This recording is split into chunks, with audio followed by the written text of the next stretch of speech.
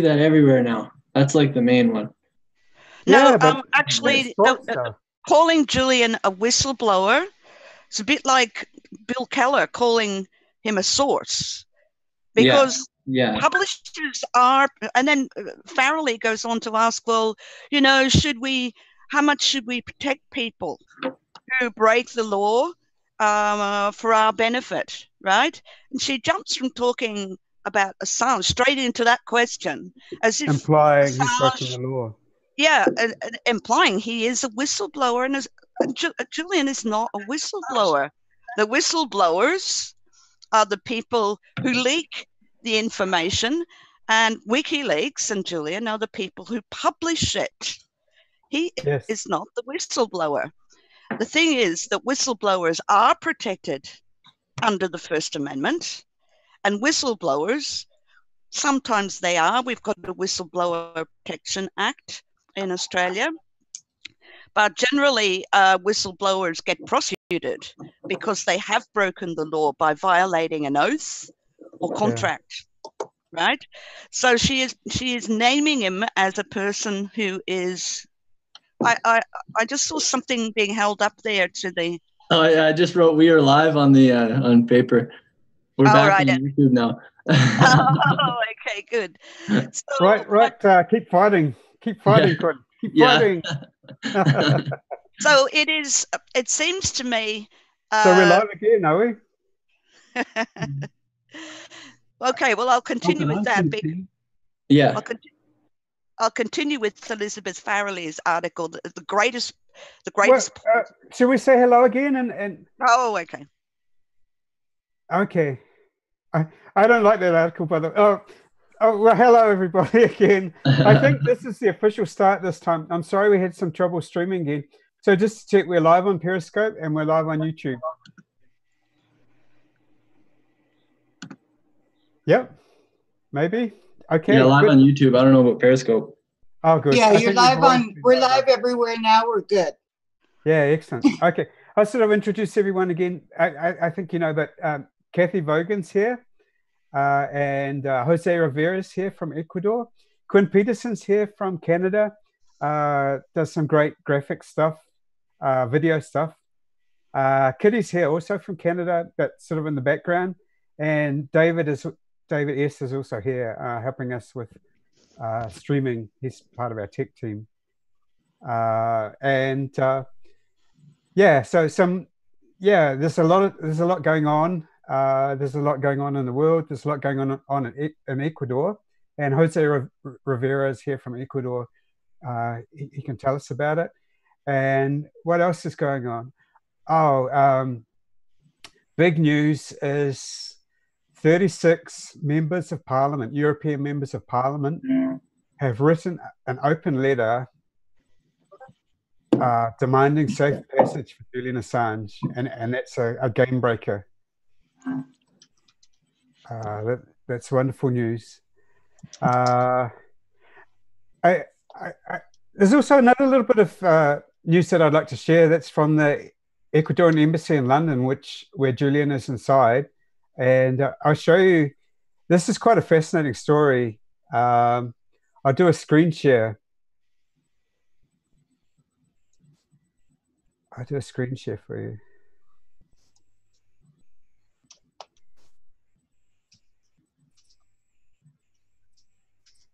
So this is a Twitter account of Angel Fox, who many of you probably know her, a prolific supporter of Julian Assange, very passionate supporter of Julian Assange. And for quite a while, she's been saying, I want to go to London to defend him and guard him at night. And I know a lot of people have been saying privately, we've been trying to tell her not to go. A lot of people have tried that, and it's a big ask. And so this is what's just happened. This is her pin tweet in London now. This is her GoFundMe, which we're not really supposed to promote things, but this is a wonderful story anyway. And look at this. This is from Kieran O'Reilly, who does a 24/7 vigil He's the 24/7 vigilist guarding Julian Assange. And he's with the Camden Catholic Workers. We've had Kieran on here multiple times, and he's absolutely wonderful talking as well. But also, he's been guarding Julian for 8 years, and he's in day 12 of a 24/7 vigil guarding Julian Assange with all the happenings going on. And he always reports about, he's worried about infiltration and doesn't trust people. And yet, this is his tweet from today. Day 12, 10 p.m. London, Camden Catholic Workers Vigil. Free Julian, free Assange. Update. Join this evening by Angel Fox, keeping the night's watch. So this is Angel Fox staying at night. Angel is from Michigan. Colder climes than sunny subtropical Brisbane. That's where Kieran's from, that's for sure. And as they say in Dublin, keep it lit. Solidarity. So that's excellent, because you know that they had a bit of a conflict on Twitter. So this is wonderful to see. That's right. Kieran was saying, who is this? Who is this Angel Fox? And very suspicious, eh? And so Angel Fox has arrived in London. I just think this is a lovely story. It is a lovely story. So there she is at night. She's got a free Assange. I'll click on the picture, see what that. Assange's free speech is our free speech. Actually, look at her account too. She's got 43.4K followers. She tweets mostly or almost exclusively on Julian Assange. She's got 142K tweets. Nice. And they're good quality tweets too, with really nice graphics and everything. She puts a huge effort into supporting Julian Assange, and she said she was going to go to London from the US, take time off from her job. She asked all of her supporters to fund her, and she made it to London. And this is I just love these tweets. Also, I've invited Angel to come on, but it's what, 1:30 in the morning, and she hasn't been on Zoom before probably. So I think it's kind of unlikely, but she's very, very welcome to come on here. She's certainly invited. And Assange, he's no longer alone. His guardian angel is watching over him. This is at night in London. She's already on vigil. She's staying in a hostel. I will go to the GoFundMe. We're not allowed to, but is there a hostel right by the embassy? I don't know. It's a very wealthy district. Oh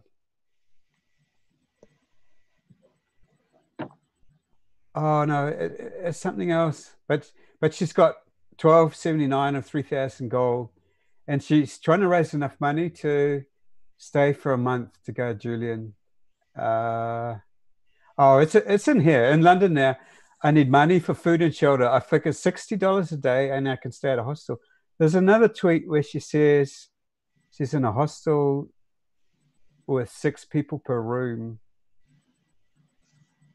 Someone else. She made it. Angel arrived in London this morning to help keep watch over Julian Assange. This is something called Doves and Letters. She's got, because she tweets mostly on Julian, these supporters are Julian Assange supporters. So she's a major part of the effort of supporting Julian Assange, and she has been for a long time. So this is the Ecuadorian Embassy in London by day, with all the scaffolding that we've talked about a lot. This is another lovely picture. Vigilers at the Ecuadorian Embassy in London. Could I just interrupt for 1 second? David, could you please check your DMs? All right. So I think I don't want. Is that Angel herself? Yep. Yes. And this is Clara Campos, I think. And this is Emmy. Is that right? No. No. That's Clara, though, I think, right? But Emmy is a female. Oh, okay. No, she's not in that photo. Well, so there's 5 of us. Maybe she's taking the photo. This is Rafael Correa, the former Ecuadorian president is the one who granted asylum to Julian Assange, and he's no longer the president. And that's probably going to be a next topic. We'll talk to Jose about the goings on in Ecuador, terrible goings on in Ecuador. But this is a wonderful, good news story. And the other ones are just taking photos in London. So, you know, what a wonderful story. And you know, hearty congratulations to Angel Fox for she's so determined. It's incredible. So that's just a lovely story. So that's very nice. And if we're very, very lucky, we might get Angel coming on, but I kind of doubt it because it's the early hours of the morning, and maybe she's got other things on her mind, and she has to get the Zoom working and everything, but she's certainly been invited. If I might just talk a little bit about the negative, there is a purpose. We had a rather unpleasant article by a prominent Australian journalist who we thought would be much more supportive. It's a journalist that really stuck up for another Australian journalist very, very recently who was charged with espionage in Cambodia for flying a camera drone. Ridiculous, James Ricketson. But I won't go into the details of the article. I mean, people can find it if they want. But what leaps out at me the most, and what leaps out at me as well in what President Moreno has just said, is the same soundbite, perhaps. So both are calling Julian a whistleblower. Now, I think all I want to say to people is look out for the use of whistleblower in relation to Julian, because that is, a lot of people get confused as to what a whistleblower actually is. And you see him referred to as a whistleblower very often in the media, and WikiLeaks is a whistleblowing organization. So this is very misleading. You see that. It's not true, right? Of course, it's not true. Yes. So Julian is a publisher. WikiLeaks is a publishing organization, and whistleblowers are usually the insiders in the army or government who see wrongdoing and leak to the world, submit their information to publishers, among others, WikiLeaks. And there are some laws that protect whistleblowers, but they are just very weak. President Obama said that he would protect whistleblowers more. We have a Whistleblower Protection Act in Australia. However, we find that they're very, very weak. Chelsea Manning's case, it didn't even come into it, Chelsea's motivations, or the good that it did. It depends on what kind of court it is. But as soon as you see whistleblower next to Julian's name, can you please say journalist and publisher? Because why? Because whistleblowers are not really protected under the law, and journalists and publishers are under the First Amendment, especially. So that's why we have to keep asserting that Julian is a journalist. So maybe, so Moreno did it last night. So maybe on that note, we could pass to Jose in Ecuador to find out more details. What do you think, Bruce? Yes, that's good. Hi, Jose. Oh, hi there. Hi. So it's always a privilege to have you on, Jose, live from Ecuador, where there's a very difficult situation. So the country has really gone downhill since May of last year, 2017, when a new president was elected, who's Lenin Moreno.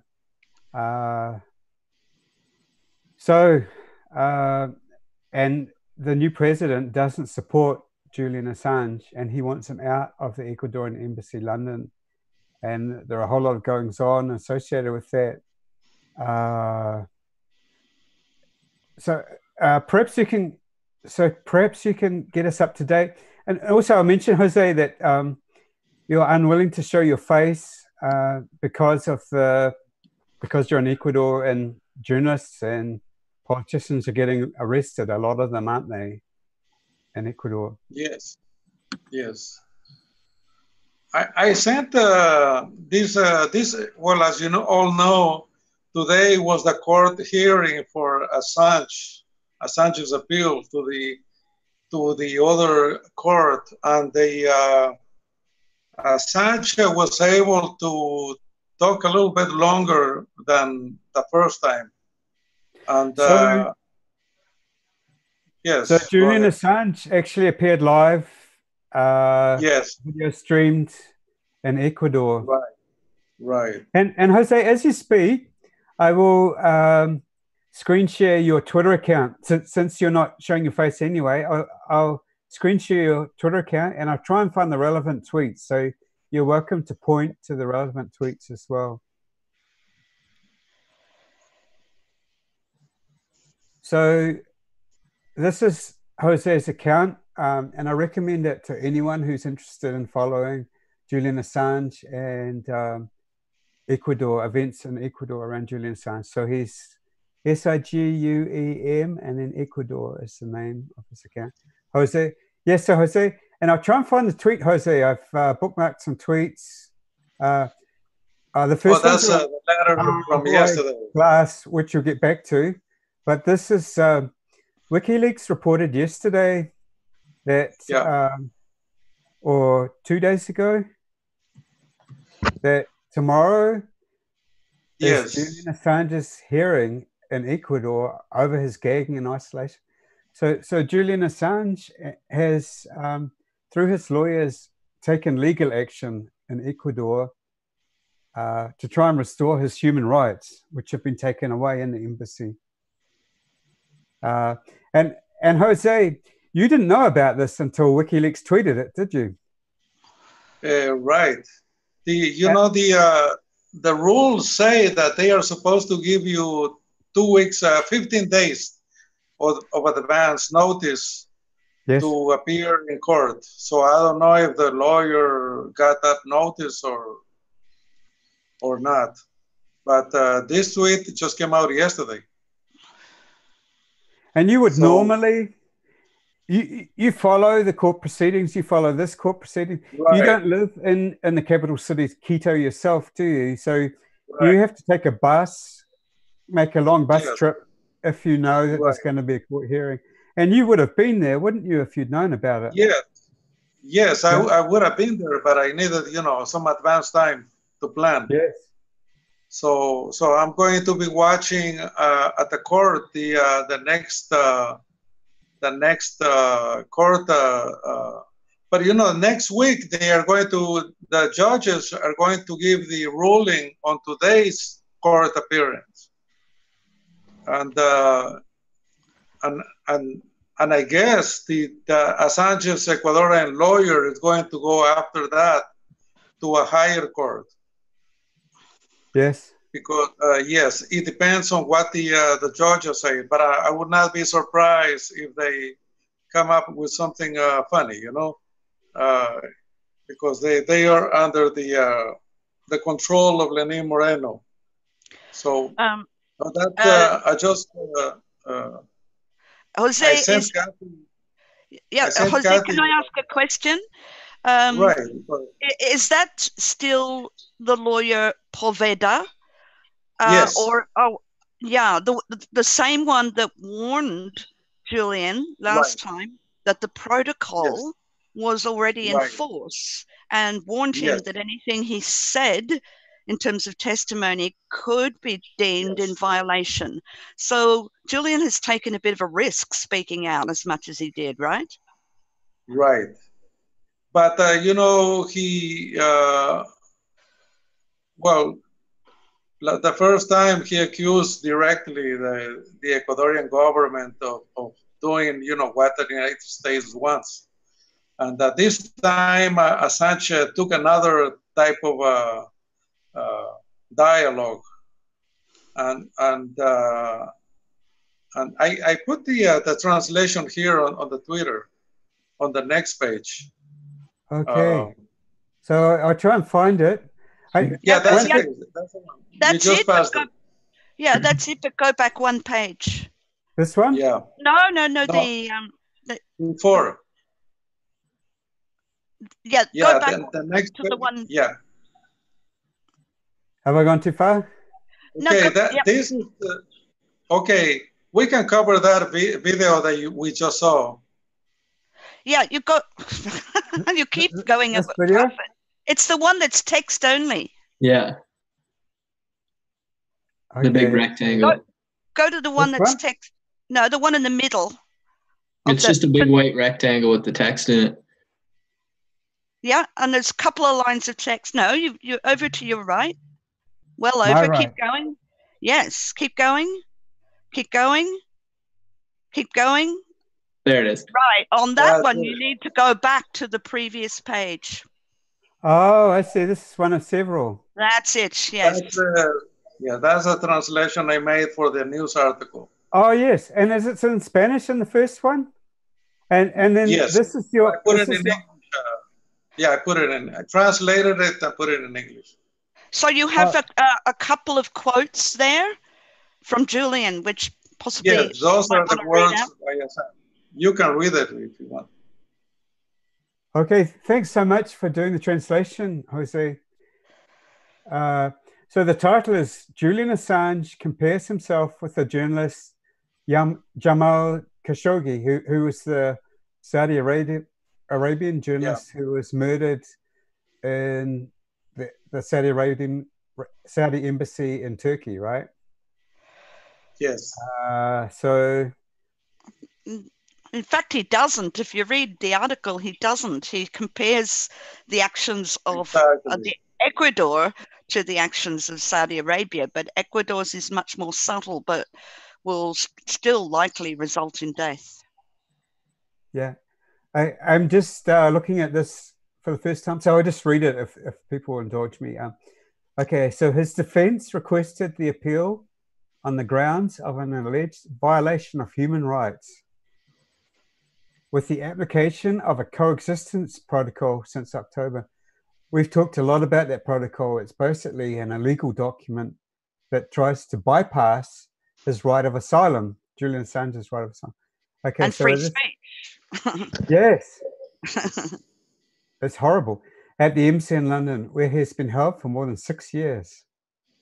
The protocol sets standards for visits, communication, sanitation, and medical care. Because Judge Martinez rejected the appeal on 29th of October 2018, noting that there are no rights violations, sure, Assange intervened this morning during the hearing. He was the first to speak through a teleconference with a simultaneous translator. So this is his quote, right? Yeah. Yes. Okay, Julian Assange speaking, quote, "We have heard a series of threats from the Chancellor, Jose Valencia, the prosecutor, Inigo Salvador, and the President, Lenin Moreno.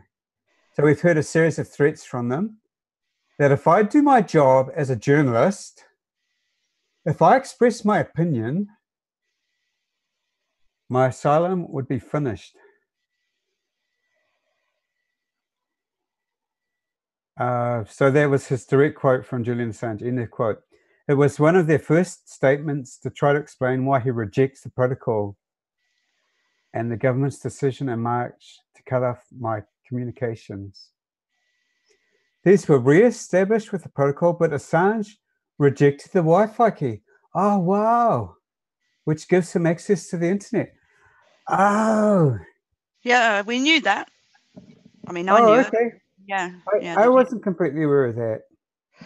Well, accepting the Wi-Fi key would be, without actually signing anything, would be tacit acceptance of the terms, wouldn't it? So he did reject the Wi-Fi key. Oh, Yes. so he can't even watch. I was hoping he'd be watching this, in fact. But no, but more seriously, I was hoping he'd be able to Skype, you know, with his mother and things like that. Well, okay. In his view, the termination of asylum would be a, quote, illegal act and a terrible precedent on a global scale. This is the rights of asylee. So it's not just his opinion. I think that's established, that's settled international law, isn't it? Asylum law. Absolutely. It's called refoulement. Looks like refoulement, but it's pronounced refoulement. And that means handing over an asylee to the persecutors after having granted political asylum. Yes. So that would be refoulement, and it is the foundational law of political asylum. You know, that's the last thing you want happening, because then if it happens to one refugee in one embassy, it could suddenly become an epidemic of happening to other refugees in embassies all over the world. Would be a diplomatic incident that could trigger exactly a cascade of more similar events. Yeah. Yes. Okay. So the Attorney General in general, I'm sorry, Jose, what's his first name? I have trouble with it. Salvador. No, the first Salvador? one. Oh, Íñigo. Íñigo Yes. Salvador. David, sorry, I'm just Bruce. checking if someone's joined the stream. Have they? Bruce, there's some questions in chat for you, just so you know. Oh, okay. Is it about the situation in Ecuador? Yes. Oh, They're okay. directed to Jose. Okay. So, yeah, yes. So ask away. Shall I go into the chat and see it? I can read them if you like. Jose, Okay. Someone is asking you from chat, did he notice the questions about glass posted on Discord under real-time journalism on 10th December? Is Glass going to be transferred back to prison for now, or is he still in the hospital, I think is what he's intended. Shall we do Glass next as the next topic? Yeah, I think we should finish this first. Oh, okay. There's a few important things we need to read here. Yeah, we're going to discuss Jorge Glass for sure after this, but okay. So the Attorney General Íñigo Salvador indicates that Ecuador has not violated any human rights of Julian Assange. So this Attorney General is not very sympathetic, Jose. No, he is, you know, he is doing what Lenin tells him to do, you know. Yes. Was he appointed by the president? You know, right. You know, this attorney has a big salary, so he's protecting his salary, and he does whatever he's told to do. Yes. He just follows the money. Yes. So it's expected that the court reaches the same conclusion. And this 8 is a report days. Next week. When they give the ruling, yes. And this is a report by Daily La Hora. Yes, it's a newspaper. Yes. Okay, so just to finish this, Assange pointed out that the Ecuadorian state is performing in a more subtle way the same thing which Saudi Arabia did with Riyadh critical journalist Jamal Khashoggi, who was killed at the Saudi consulate in Istanbul. Assange argues that Ecuador seeks to, quote, silence a journalist, unquote, about investigations relating to the United States, and that if this situation continues, it could lead to his death. The creation, this is direct quotes, so that I assume Julian Assange again. The creation of a series of threats will produce a situation that will inevitably lead to a health crisis, resulting in my death or hospitalization, or a political excuse for illegally being handed over to the British and extradited to the United States, where I face a potential life sentence, he said. Faced with these and other statements, such as the fact that almost 80% of Julian Assange's time is in isolation, due to supposed restriction of visits and communication, that's including his lawyers, I believe. The Attorney General, Inigo Salvador, said that it is absolutely unacceptable and false to attempt to compare what happens to him, Assange, with that of Khashoggi. There's a little bit more, Bruce, on the next few more lines on the next page. So just click on that right arrow. Yes, is it this one? This is because of the position of the Ecuadorian state has been, he said, to establish norms of coexistence that do not violate rights. In addition, he indicated that Assange has already undergone medical and blood tests as required by the protocol. Do you know if that is true? No, I don't know. I haven't seen anything. But it doesn't commit him to the rest of the protocol, I would say. They're trying to pretend that he's agreeing to the protocol, aren't they? They're trying to... Exactly. Yes. I have more quotes that I'm reading from another paper. Yes. It says, Assange said that the Ecuadorian government is being pressured by the United States to silence him. He explained that since March, he has been subject to all types of restrictions. And Assange said that the Ecuadorian intelligence service, SENAIN, is spying on him to send the information to the United States to make him desist of his asylum and surrender to the British authorities. That is why he said the protocol is not legal, because it regulates his stay in the London embassy. Poveda, the Assange's Ecuadorian lawyer, said that Assange would be able to get out of the diplomatic mission of Ecuador, but that the government of Ecuador is not showing the UK document that they say the UK government sent to the government of Ecuador.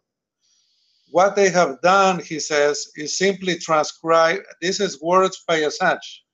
What they have done is simply transcribe one part of a letter that the Foreign Ministry of Ecuador sent to Baltasar Garzón. But the document that the government, it says that, but the document that the government of Ecuador talks about doesn't exist. Legally, we have not seen it. There is no guarantee for anything. On the formulation of charges, it's just a fantasy. It's just a fact that the United States is investigating Assange through the attorney in Virginia. Yes. And the Attorney General of Ecuador follows saying, you have to go by the protocol and you will stay at the embassy as long as you want. On the contrary, you will have to surrender to the British authorities. And the government of Ecuador has been working so that Assange will not be extradited where there is a death penalty. Yes. And that's the end of that. America is complicated because some of the states have the death penalty, such as Texas, whereas others don't. So would they extradite to a state in the US that doesn't have the death penalty? Well, Kathy, I sent you a translation of the interview that they did after the court to Íñigo Salvador. And he talks at length about this. So I think it's important you should read it. Yes. So does he clarify that a country that has the death penalty could be the US? Right. Okay. Here's I summarize this thing. As soon as Ecuadorian Attorney General came out of the court, he was interviewed by several reporters from different media outlets. And one of the reporters asked Salvador if Assange was going to be extradited. And Salvador responded that Assange would be extradited if he does not live by the protocol. And another reporter following that question. What was that? Jose, you mean he'll be expelled from the embassy, kicked out from the embassy? Yes, yes. If he doesn't follow the protocol. Exactly. So the following question from another reporter was, does the United States have apply the death sentence in the country? And the Salvador answered, well, there are only several states that apply the death sentence, but there are others that do not have it. And so the same reporter asked him if Ecuador would extradite him to the United States, and he answered that he gave an example, the Bradley Manning court, and he said, well, as you remember, the Bradley Manning was sued by the court, and Assange, in the same manner that Assange would be sued by the same charges. And, well, actually, can I just get in there? And I remember I know it's a translation, but the exact wording was that. Well, I'm just summarizing. It was about violating the same law. Exactly. Yes. So that's where he's actually implying that Assange is a whistleblower, and that what Chelsea Manning did and Julian Assange are the same thing, which is totally erroneous. Totally erroneous. And it does ring alarm bells with me that a journalist in Sydney is saying the same thing on virtually the same day. It is the same day. Yeah. So I'm very wary about sound bites, and that is a very dangerous one, calling him a source or a whistleblower. And she invites us, this journalist invites us to make an ethical decision about what to do to protect whistleblowers, when in fact that's completely off topic when it comes to Assange. And we have a meme with Daniel Ellsberg saying that he isn't a whistleblower and that he's a journalist. Correct. Yeah. And you could use that meme in, Twitter conversations or. Yeah, let's be very vigilant about that, because if Moreno and the journalist in Sydney is saying it on the same day, how did we get back to Julian being a whistleblower again? I don't know, but it's the latest one. Well, I hear a lot of people say it, and yeah, I hear Jimmy Dore say it a lot, and I know he doesn't mean it. It's just slip of the tongue. We've got to be very vigilant, because the laws are entirely different for journalists and whistleblowers. Yeah, I think that's the trap, right? Of course. I really think that's the trap, is that the laws are different. So when they call him a whistleblower, they're laying the foundation for something. Yes. I'm looking at the YouTube chat, and there are also some, we'll get to the questions on Jorge Glass soon, but there are also some questions and comments now on this particular Julian Assange's court case. So I'll read some of those. So Jerry Alatello says, thank you for translating Spanish to English, Jose. Everybody needs to capture, screenshot Jose's translations and disseminate everywhere. They're on Jose's Twitter account also. And Maya in the Panhandle says, aloha all. Thank you, Jose, for your coverage and translation for us. Amazing. I really appreciate it. Synonym 1 has questions for you, Jose. Okay. Sorry, that's for Jorge Glass. We'll ask that soon. Jerry Alatello says, comment, Moreno's offer access to internet but effectively limiting to sharing cat videos, allowing no political discussion, was nothing but a non-disclosure agreement, what many term a gag order. Brian Cosby, I would like to see Correa come on at some point. I don't know if we formally invited him, but he's very much invited former President Correa. I did, but he never responded. Oh, well, thank you. I mean, you can only try. That's still good. Yeah. And he would appreciate that anyway, I think. We should have him on the vigil, not the Wikibase. Yeah. Either or. Oh, well, I mean, the vigil has a lot of high profile. More viewership. Speakers, yes.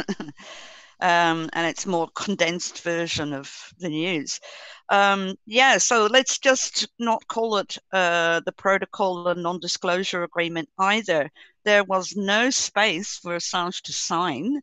It was simply brought into force. Force being the operative word. He had no choice.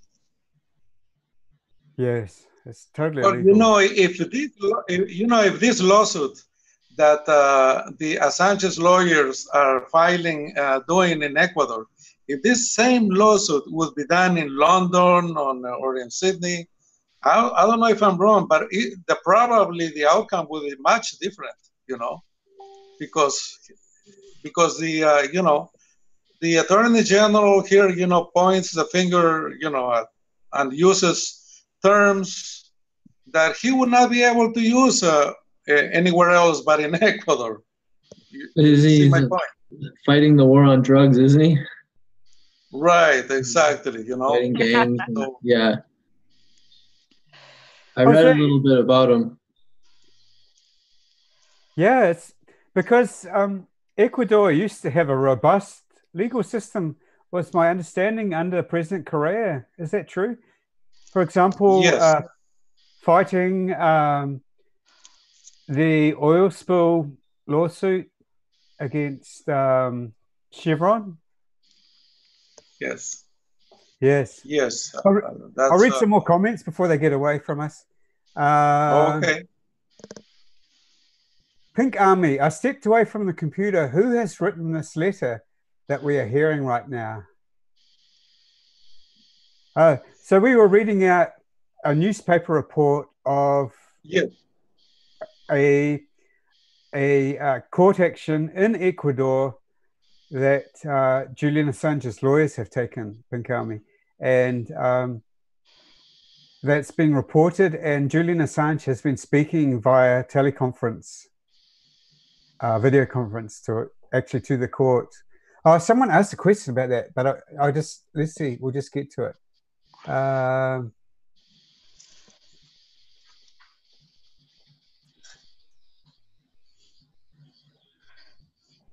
Jerry Altella, Moreno's offer was an attempted, sophisticated legal trap intended to end Julian Assange's asylum, turnover to UK authorities, and eventually extradition, plus life imprisonment in the US. More lawfare, and this is happening so much. And also in Ecuador, it's happening a lot, isn't it? Lawfare. Well, yes, yes. You know, just 2 days ago, one of the journalists is in jail. You know why? Because after he had gotten the job at the information office in Ecuador when Correa was president. And he had been on at work as a journalist for 10 days only. So in one of those days, he signed a paper for a contract for some cameras or something like that. And just because of that, they put him in jail. Just because he signed the paper. And the guy is going to be like about a month already in jail. And I'm reading it now that the other journalists were sent to jail because the Attorney General's office made a mistake in one of their files, and they put one paper from one folder into their folder, and that became the accusation. Wow! So they're still 30 days in jail with no accusation, no evidence of whatsoever. Yes. So that gives you an example. That's that lawfare is surely vicious, and inhuman. Yes.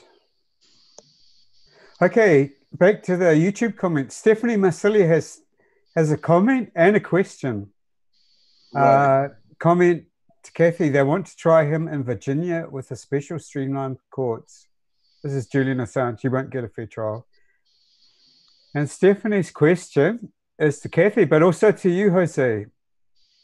Yes. Did anybody snag a photo of Julian Assange today? Yes. They go to, I'll show you. Hold on a second.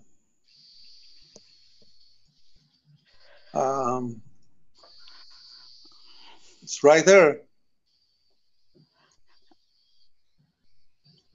On the screen. It looks almost the same as last time. Yeah. Right. It's but this one this one is more open. This picture. Yeah. And you can see it on ecuadorinmediato.com.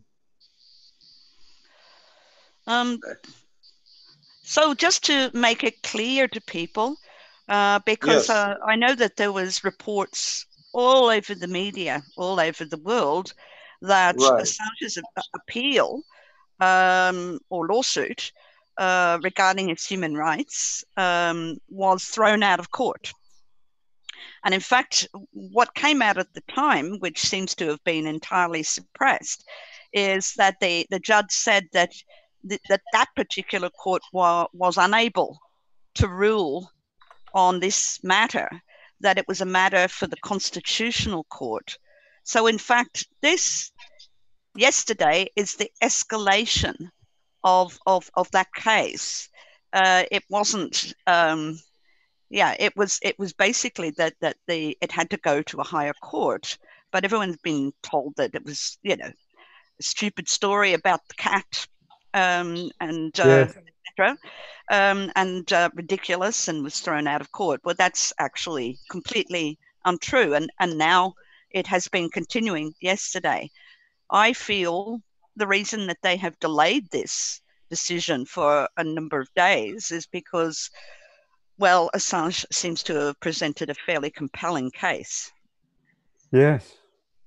Well, remember also that there was no court. These judges are new, named by Lenin Moreno.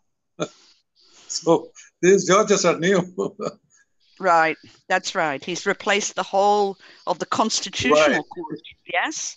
Right. And there is a newspaper article today that Lenin Moreno is investigating almost 500 judges. Oh, my God. Yes. They are doing an investigation on 500 judges. That must be nearly all of them. Well, this is a vicious witch hunt, you know. It's never been done in the history of Ecuador. How do people feel about it? People don't know. Yeah. People don't know because you go to the newspaper stand and you see nothing. Wow. Yeah, Quinn, people didn't even know that Jorge Glass was on hunger strike. Yeah. No. Yeah, unless you're really into it, it's so hard. Their vice president. Yeah. Wow. Okay. The question, you know, Stephanie asked that question about whether there are any photos of Julian, and I'm sure you won't mind, Stephanie, if I show you a Twitter account, because your handle is relates to that.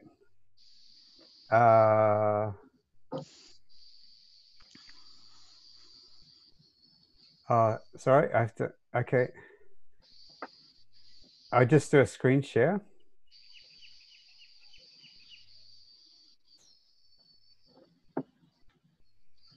So this is Stephanie's Twitter account, and indeed her avatar is Julian Assange from the last court case. Yes. Yeah. So that's a nice little touch. Stop share. And I'll just check if there are any more questions.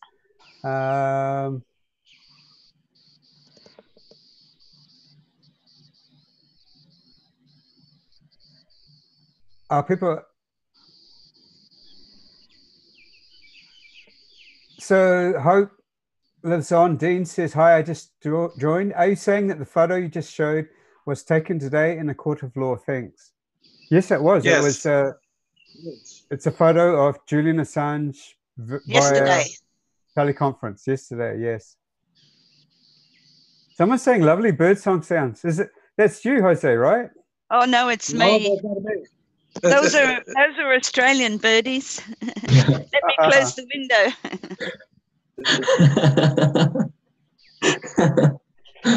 Oh, that's funny. It's nice at a certain level. It's so cold in Canada. There's no birds kicking around. Oh right, yeah, they've all migrated. Really noisy ones. Yeah. Oh, we've got it's just come into summer here in Sydney, but not too hot yet. But yeah, there's been a lot of cicadas, and it's deafening at night, and birds, always birds where I live. It's kind of green around here. But hey, why don't we get on to some good news about Jorge Glass? Yeah. Okay. Well, I just read this tweet from Stephanie Mache Raphael. That's the former president Rafael Correa. You're being mentioned right now in Unity for JS Wikibees. So if he wasn't invited before, he's certainly been invited now. I'll show that. There it is. So this is the Twitter account of Rafael Correa. Stop share. Okay, so in summary, that court case is probably not going to do anything to help Julian, but at least we get to see him live. That's something.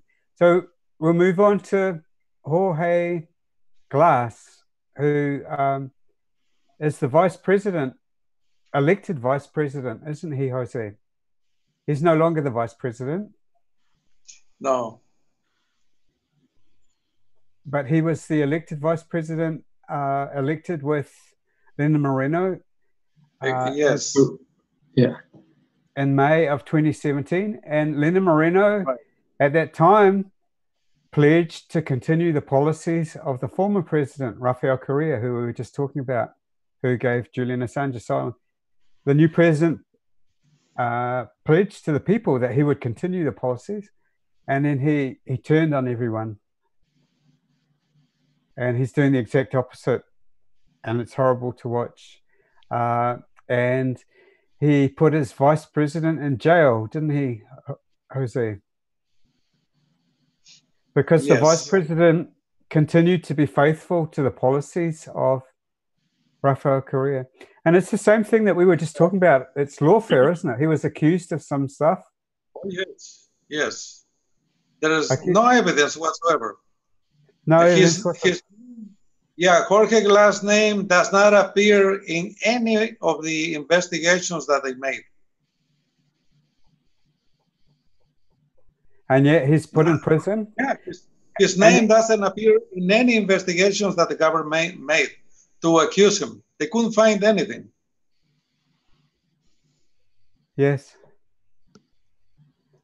Someone's asking on the YouTube screen, what court did Assange just address? How did this relate to proceeding with the rest of the delayed case?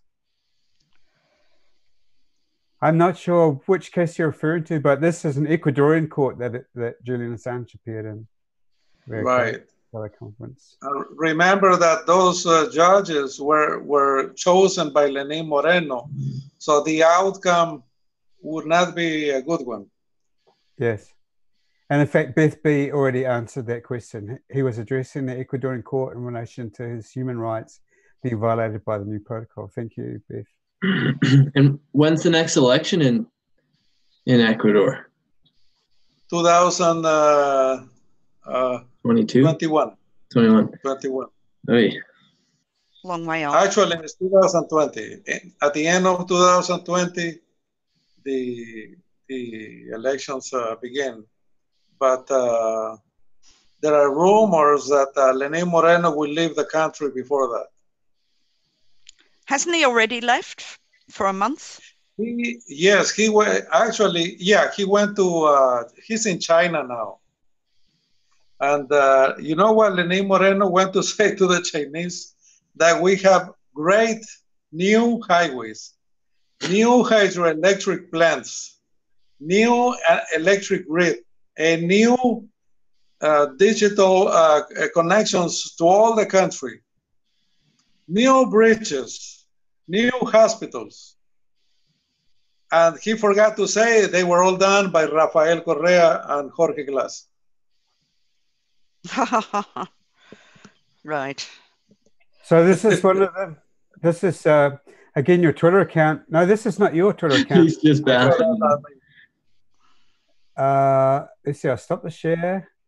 And then but two nights ago, when he arrived to China, no official went to welcome.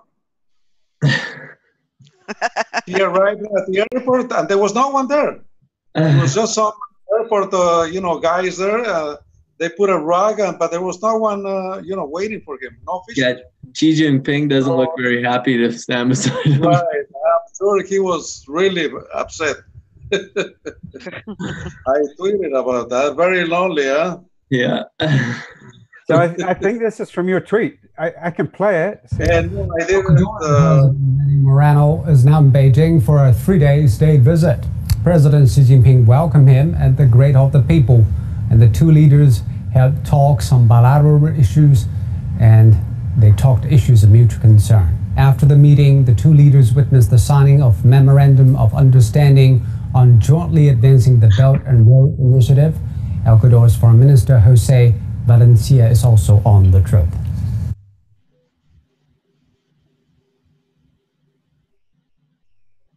Yeah, so that's the trip. So we were going to talk about Jorge Glass, right? Yes.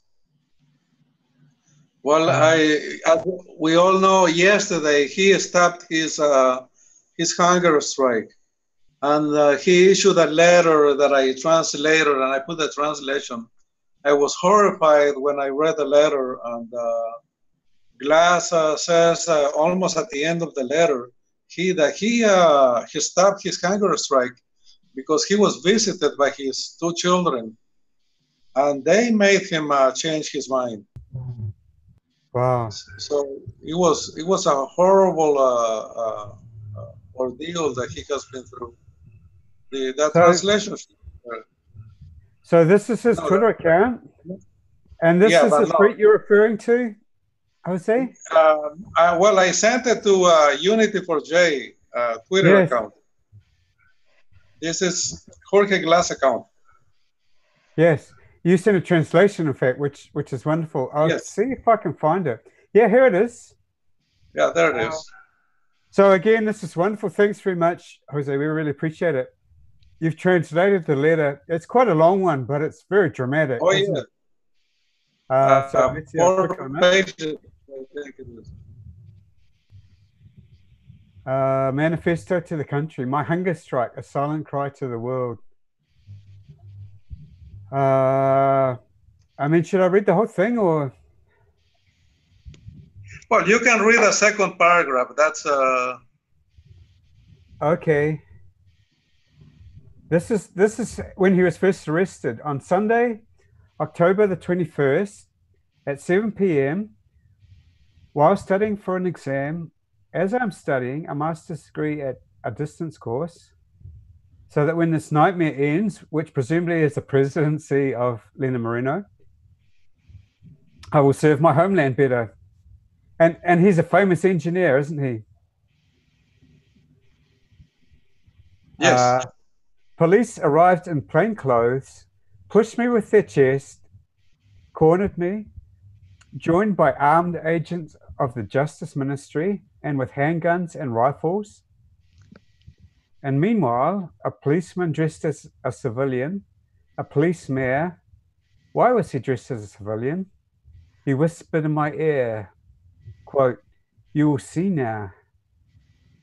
You're going to Latacunga." Is that a bad prison? What is right, this? a bad prison, yeah. The second. Still quoting, "Now you'll see what's good." So this guy's basically gloating that he's going to prison.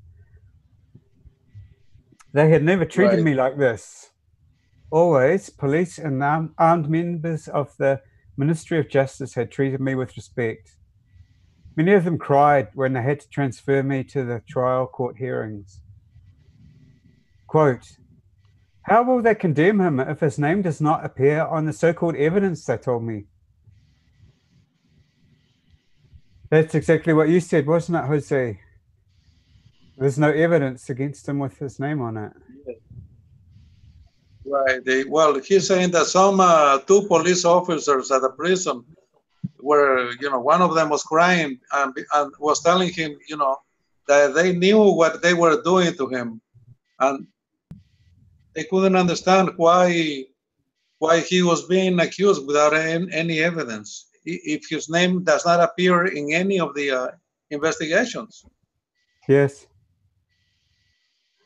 Yeah, and he goes on to say, this skips a couple of paragraphs.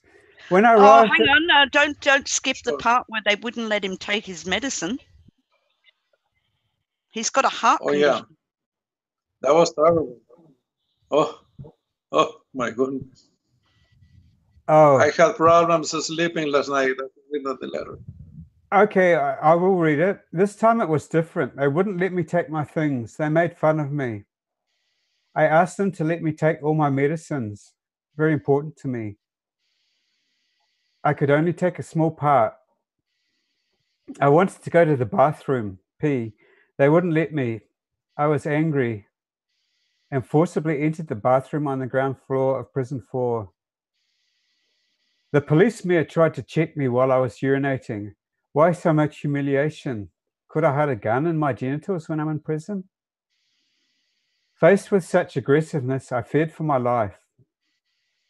It is good to always be at peace with God, to keep calm. I was not afraid. I was nervous. I thought of my children, my wife, my mother. When I arrived at the Latacunga prison, I was made to undress at the entrance. Usually they give you an orange suit in the cell. It was for the photo, which was taken by a police sergeant to publish it in all the media. It was part of the agenda of humiliation. Another photo was taken by this policeman in the transit zone inside the prison. They cannot deny that it was them. Humiliation is a state policy. They took me to a cell where there was only one bunk bed, no bathroom, with a sink without water. They made me take the shoelaces out of my shoes. All of this in front of cops armed to the teeth.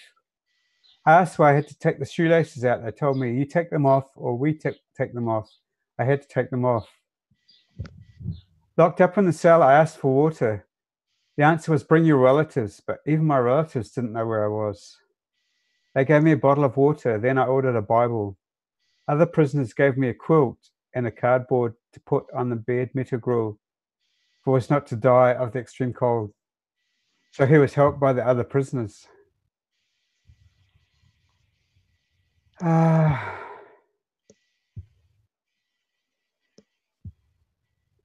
And he goes on, these are the same media. I expressly thank the few media that have reported my situation, especially the digital media. That was what remains of decency in the country's social communication. So what you're doing, Jose, is really helping in a situation where the media don't report this stuff. Yes, exactly. Well, if I didn't do it, you would probably not know, No, I wouldn't know. A lot of things that I have told here, because, there are no Ecuadorians reporting in other languages. Yes. So this is this behavior by these policemen. Not all policemen are like that, but some are really, a little crazy. And yes. they sent the crazy ones to that night to pick up glass. Yes, yes. So it reminded me of some years ago. I was arrested with my brother at the border with Peru for taking some pictures, and wow. I'm still alive by a miracle, because they would have killed us already a few years ago. But we were saved by someone. We were lucky, but we lived a harrowing experience. Was that before Korea? Yes. Many years ago. Yes. Yes, all right. So I'll continue. These are these same media are the ones that collude to hide a hunger strike that lasts 52 days. The hunger strike, I mean, many of us, I thought he was going to die. Jorge Glass. Dear citizen, have you seen any news of my hunger strike? No, they hide it. Now everyone knows from social networks what happens in Ecuador and throughout the world. So he's talking about you in part, Jose. He is. You have seen that they took me to the hospital. I lost consciousness while in the cell. It's a terrible story. I won't read the whole thing. This, yeah.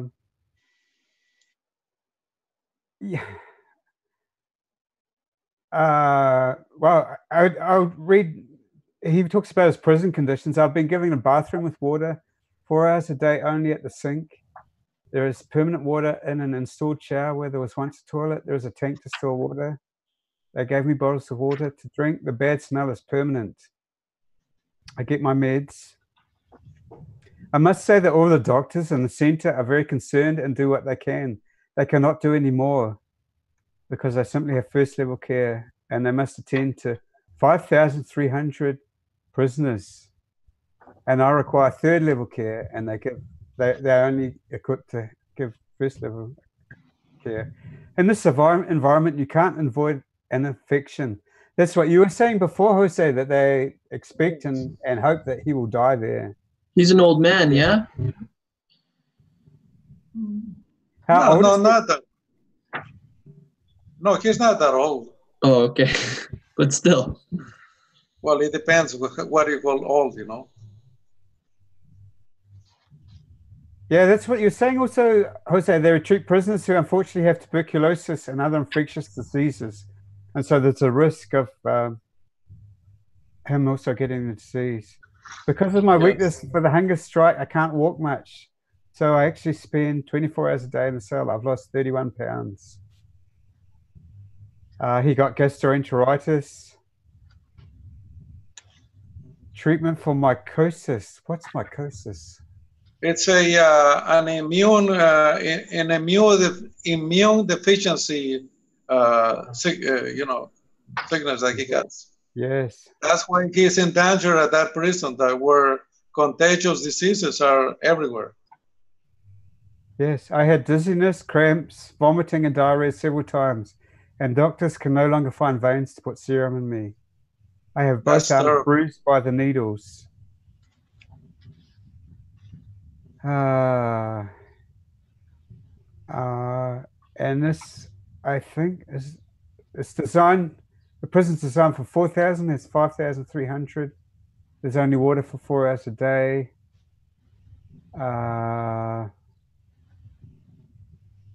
I would like to thank Dr. Gina Benavides, whom I do not know, and all her staff, a woman of values and character. People's Defense Court, who spoke out against this infamy. Also the doctors, making reports to telling the truth, doing their job and fulfilling their doctor's oath, were sanctioned or removed. So the hunger strike was for dignity, nothing more or less. So I mean, what a letter. Yes. And then this is another tweet. Here is the last page of tonight's class letter. Shocking. I have been warned of serious risks of irreversible damage to my health by the International Red Cross, even of a heart attack. At the request of my family, my companions, and all of you, today I decline my hunger strike. I do not want to cause you any more suffering. This does not mean that I renounce the fight and to my principles. Quite the contrary. We have made the world look at what is happening in Ecuador as the first step towards my freedom and justice. The authorities of the Ministry of Justice have changed, and now they're talking about human rights. I have been offered by the authorities to comply with all the provisions of the habeas corpus judgment and to make every effort to take care of my health. And most importantly, the assurance that I will never again be humiliated in any way, and that no one will ever be humiliated in this way again. So is that good news, Jose? What is this? The authorities have changed for the better at the Ministry of Justice? Oh, I trust that this will be the case. Yes, but you see, he remains at the same prison where he could die because of a contagious disease. Because of right, because he has a genetic disease, that is an immune disease. So he's in grave danger of being contaminated by one of these diseases. And as you read that part, now the doctors are finding difficult to find a vein in his arms. Yes. Because they have used so many shots in his arms that he has no longer, it is very difficult for them to find another vein in his arms again. Yes. Yes. And he finishes, we kneel only to God and stand before men, to victory forever. Jorge Glass Espinel, ex-constitutional vice president of the Republic, re-elected by popular mandate, a political prisoner. So he's finished his hunger strike, but he's still in the prison. Yes. Yeah. All right. So, so we've covered what, 3 main pieces of news from Ecuador. Certainly, Julian Assange's trial. The president is away on a foreign business trip. There were rumors that. I guess there are always rumors that he might be stepping down. And the third one is that Jorge Glass, who we thought was going to die, many of us, he's finished his hunger strike, but he's still in danger because he's in a terrible prison still, and he might get diseases, and his immune system is compromised. I think we should remind people as well that it hasn't been full steam ahead for Moreno, because Interpol dropped the arrest warrant on Rafael Correa, understanding it to be political persecution. So it's not all going Moreno's way, but certainly in Ecuador, you're finding, I noticed even the doctor said that he had to sign his Glass's release on the highest order, more or less saying that that was not his medical opinion at all. But Correa is able to speak freely again now, and has always been vocal, but has got a lot more vocal now, and he's a voice that the people of Ecuador will listen to. It has to come through. Yes. Right. Exactly. The things that have not gone well for Lenin. Just read that today that the Attorney General is almost ready to file charges against the Vice President Maria Vicuña, who just resigned. They have found more evidence against her of corruption. But they just used her. They just put it there to use her until they could, and then they just threw her out, to the dogs. Yes, it's hard to know what is real corruption and what is fake corruption. Yes. Well, yes. She received, she was collecting payments from people whom she helped give jobs. So there were several people who were giving her money to keep their jobs. And also the investigation has widened. They have discovered now that she had several relatives of hers that she put on government jobs, which is prohibited by law. So she is in deep trouble. Yeah, she's in deep trouble. Yes. Yes, I know. This afternoon, the new vice president, whom they are going to use also, he just tweeted about the comment that we just made.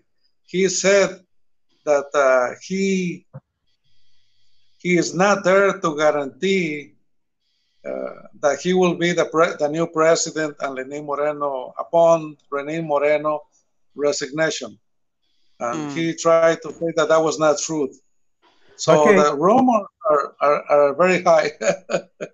So last time we talked, he hadn't been appointed yet, Jose. I'll show you the he was appointed yesterday.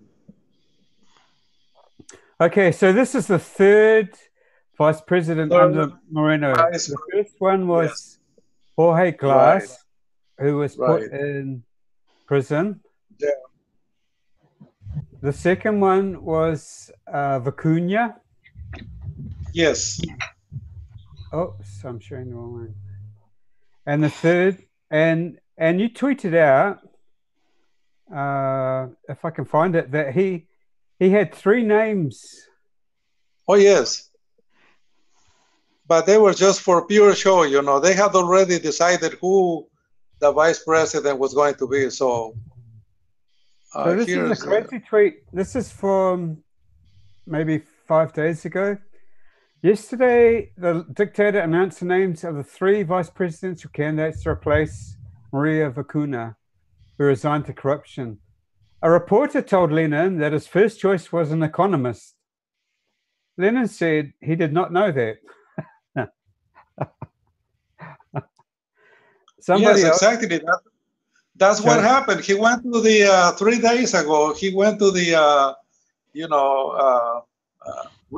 interview by the media, and he was reading he read the names, the 3 names of the possible candidates, and one reporter, asked him if he knew that that his chosen number 1 vice president candidate was an economist, and Lenin Moreno said, "No, I didn't know that." So that means, they just gave Lenin Moreno, 3 names. Read that to the public, I mean, well, he said that somebody else. He said that somebody else had chosen the VPs. Exactly. Who was it? Who was it if it wasn't Moreno? Who chose the vice president? The right-wing leader of the candidate, the leader of the political party in the city of Guayaquil, which is corruption 100%. So that's the man, their man. This young guy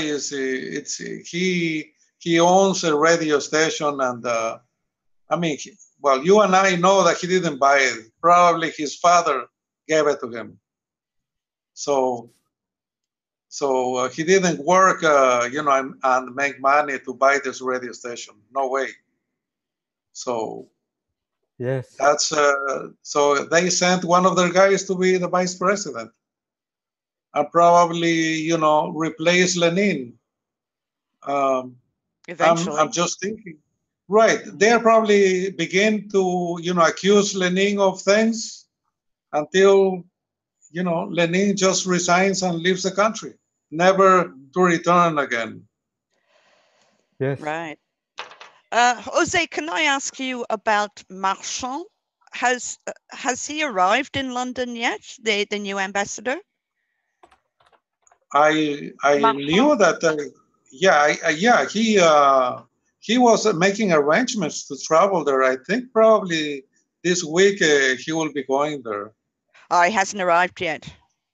I'm not so sure, but anyone going at the London embassy can go, can call the embassy and find out if the ambassador has arrived or not. That's the easiest way to find out. Okay, folks, you know what you have to do. Yes, I had just call the embassy and find out if the new ambassador arrived. Bruce, there's some more questions in chat for you. Okay. Okay, I'll read some more questions. I've gone back a little bit. Stephanie Marsilia is going to send a message to Mashi Rafael, the former president, on Twitter, and suggest him coordinating with you guys. We can only hope, Stephanie. Yeah, that's great. Thank you.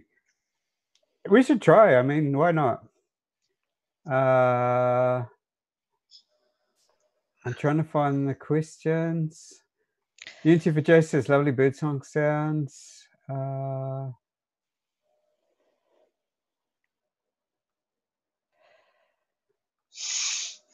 Okay, which court? Any emails? Stefania, could I ask you, or Stephanie, sorry, could I ask you to reach out to Guillaume Long and Fidel Naves as well? So Guillaume Long, and both of those have been foreign ministers to Ecuador, and Guillaume Long speaks several languages, I believe. Yes. Definitely English and Spanish, but maybe French as well. And he's a very eloquent speaker. And seems to be a wonderful human being. We would really love to hear more from him. now, and we are very grateful that Naves has been speaking out of late. It is so valuable to actually have the consul himself, who was in charge of the embassy for 6 years, refuting the Paul Manafort visit claims. That is just perfect. But if we can hear from those people directly on air, that would be fantastic. Okay. So a question from Brian Crosby. Bruce and crew, what are the odds of us being able to save Julian? What can we do to help? Kathy. What can we do to help? Well, as that latte sipping journalist in Sydney said, this is completely political. And so it very much depends on the public perception. So one of the things that we can do is chase around, keep vigilant about bogus claims, that especially of the nature of Julian Assange being a whistleblower or a source, because they are the most dangerous.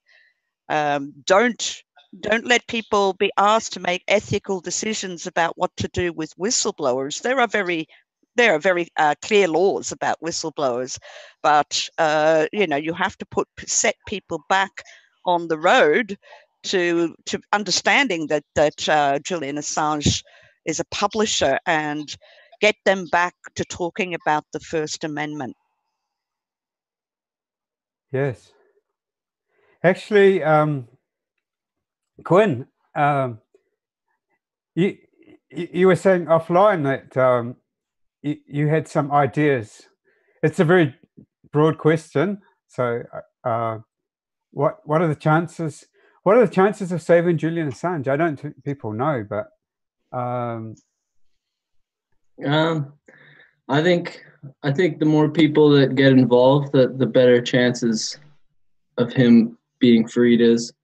And I think the best way is to get to know people in Discord and stuff, and then to learn about what's going on so that you can combat the propaganda smears or whatever the narrative may be at that time, and then acting on it, kind of thing. So then doing what like a bot farm would do, and so sticking together in groups, and when one person comments on something, and if they get it wrong, correct them, but support each other's Twitter threads and Facebook threads, and make that presence seen. Because if someone clicks on a random thread and they read what Kathy was just talking about, some lie, they'll have that narrative in their head just from reading a small little comment thread or like headlines.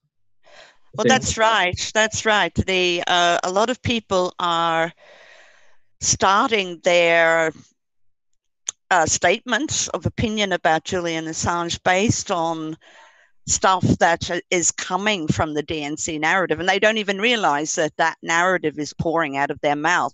They take that narrative as the first premise.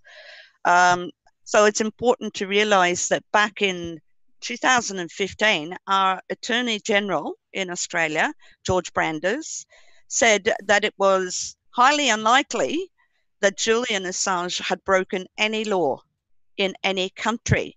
Remember that the last 8 years have been carried purely on lies and propaganda. Yes. So it's a case of educating people, isn't it?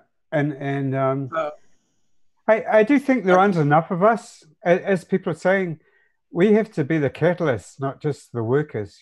We have to spread the word and teach other people how to spread the word. And like Quinn, you're doing lots of really nice videos. Kathy as well. And Kathy, you've been doing them for a long time and spreading the word. And I mean, Kathy, you've been doing a lot of stuff. You've been doing politics in the pub. And I mean, the last session, I'll share it again. you've done a whole lot of videos to help Julian Assange, which we I showed. have a question for you, Bruce. Yes. Sorry? Okay, finish with that, and then I'll ask you. Oh, okay. So last time, this is 42 videos that Kathy made, all but one of them, and they're all about Julian Assange, and they just spread the message of what WikiLeaks does. And once people know what WikiLeaks does, that they're very principled and they're seeking justice through transparency, people are going to support it and spread Julian's quotes, spread the information. And last week we played Crimes of Obedience, the third one of these. And Kathy said there are a whole lot of other different ones. You know, the one I'm looking for, Nozomi, is wonderful. Nozomi, there's a chance that Nozomi will come on today. She's interested. She's quite busy, but she said she might come on if we're lucky. Fabulous. Yeah. So this is fabulous. 551. But the one from Politics in the Pub, is that amongst these, Kathy, or is that somewhere else? Do you mean like the Unity for J and Politics in the Pub live broadcast from Sydney, the event? I think it's an older one. It's like a 20-minute clip of Nozomi speaking, and I just thought it was wonderful. From Politics in the Pub. Yeah, she gave a talk at Politics in the Pub. It was an evening I organised called Big Brother, Blood Money, and the Deep State, and that was back in 2015, right? 15. Yes. Not many people in Australia, even Professor Stuart Rees, said, "Well, come back next week for that one, and you'll be able to find out, like me, what the deep state is." So it wasn't a new term, but it was being used, and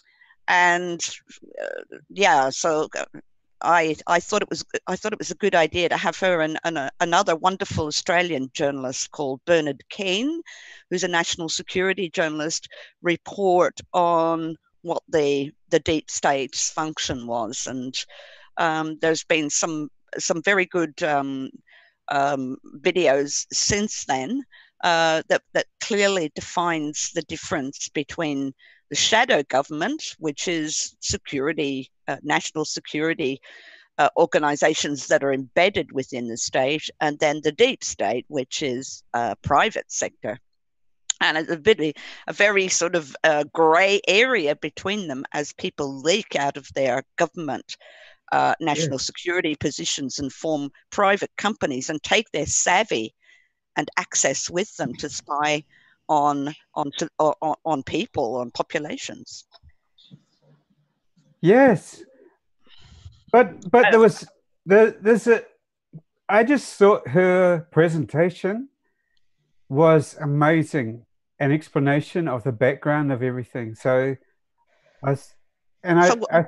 It's a video about 20 minutes long, which you must have cut out. So where is that, Kathy?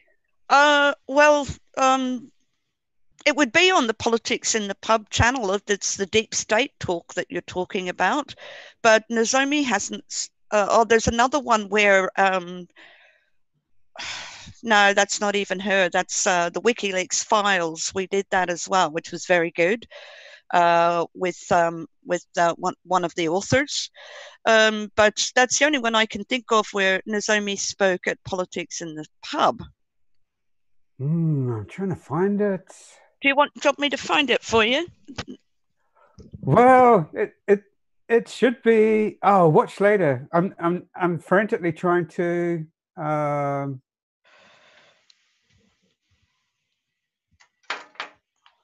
Oh, I found it. Okay, I'll screen share it.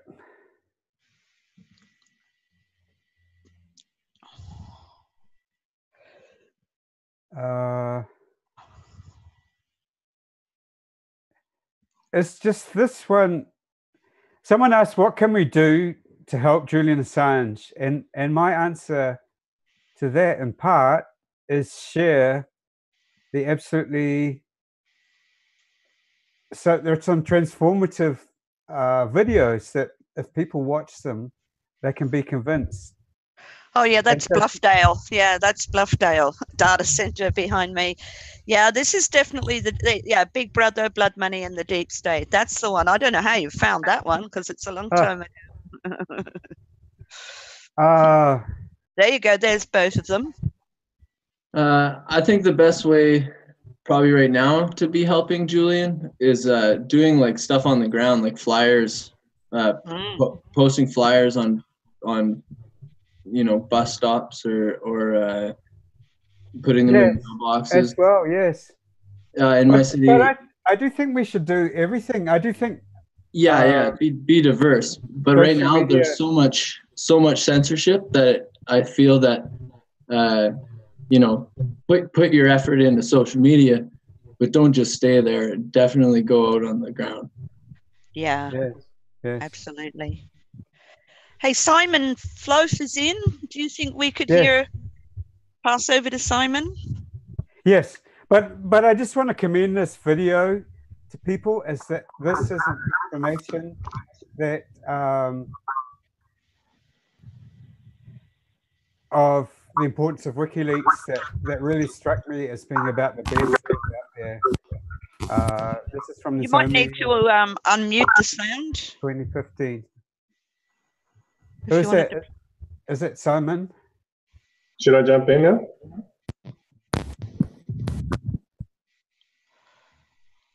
Hello? Okay. Hi, Simon. Can anyone hear me? Yes. Oh, okay. Yes. Thank you.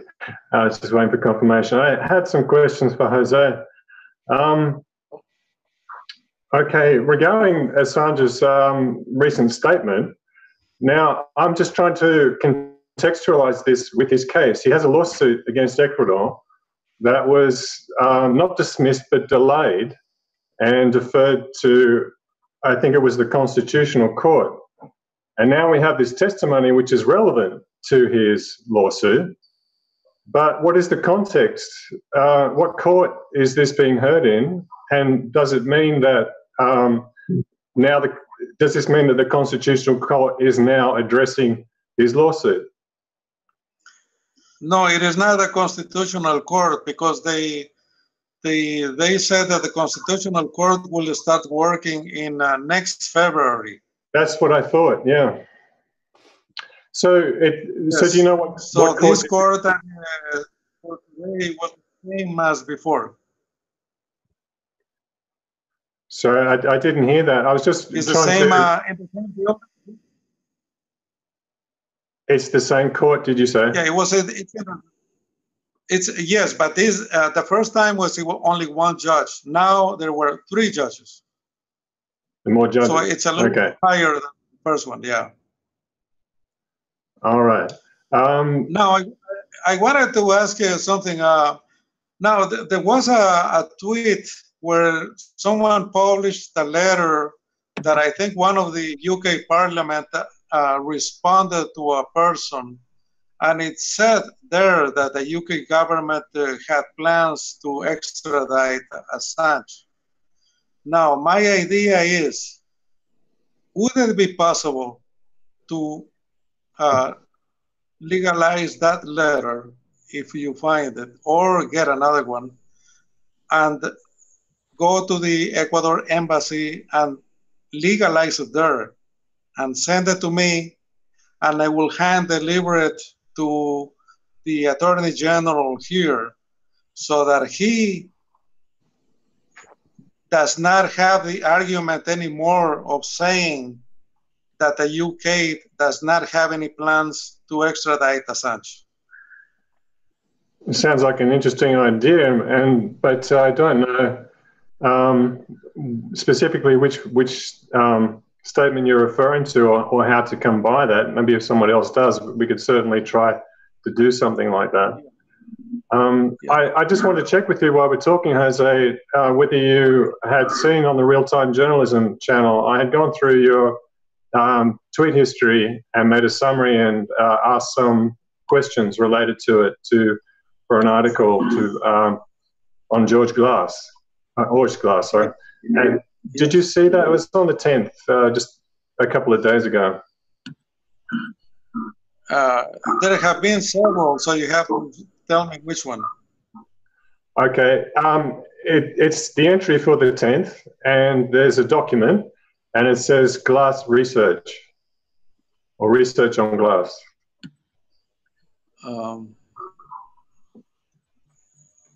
I don't remember. You have to show me the image so that I can, maybe I know. I can't screen share here. But I think it's the only entry for the 10th on the Real-Time Journalism channel. So if you just scroll up from the present, it will be there. Anyway, I think you can find it now. You know it's there, and that would be very helpful if you could answer some of those questions, and we could get a new article in English. Yeah. Right. Is this in Discord or in Twitter? In Discord, yes. So in the journal, it's a bit awkward to try. Okay. It's Real-Time Journalism is a channel under Actions, so you have to scroll down past communications into Actions. Yes. Okay. You've been there before. I sent you a notification, but this is the thing: Discord is still a little hard to find your way around, and we have to unfortunately do these things and confirm and make sure we're getting through it. Yes. Simon, what seems to be happening in Ecuador is pretty much like what happened in England. Starts off in a local court, moves to a district court, and finally makes his way up to the Supreme Court. So it's been in the local court in Ecuador. Now it's in the provincial court, and it is moving its way up and will end up in the Supreme Court. But the problem is, or the Constitutional Court as they call it, but the problem is that Moreno has already replaced all of the judges. And I don't know if you heard earlier that, absolutely. That he's pursuing, investigating 500 judges in Ecuador. Yeah, I was stunned to hear that. In fact, I'll make a personal request now, Jose, if we can get some original source for that number, so that can be quoted in an article, can be validated. That would be fantastic, because that's a shocking thing. Really get people's attention. Yeah, I'll put it on Unity for J tomorrow morning.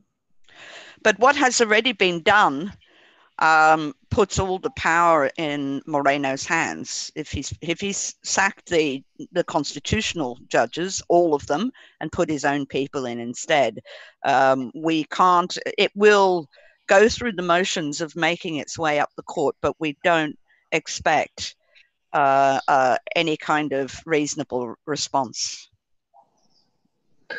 Yes. Yeah, but I think it's still important to be following it from a journalistic point of view, to be exposing these very things, and all the hard data that we can get regarding what actually goes on in the court, and is going to be very valuable to revealing to people what's going on.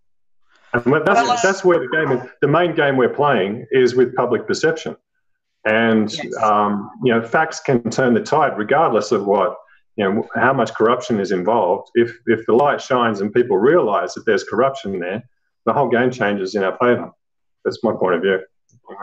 Well, that has already happened recently. It is happening slowly, I think, yeah. When the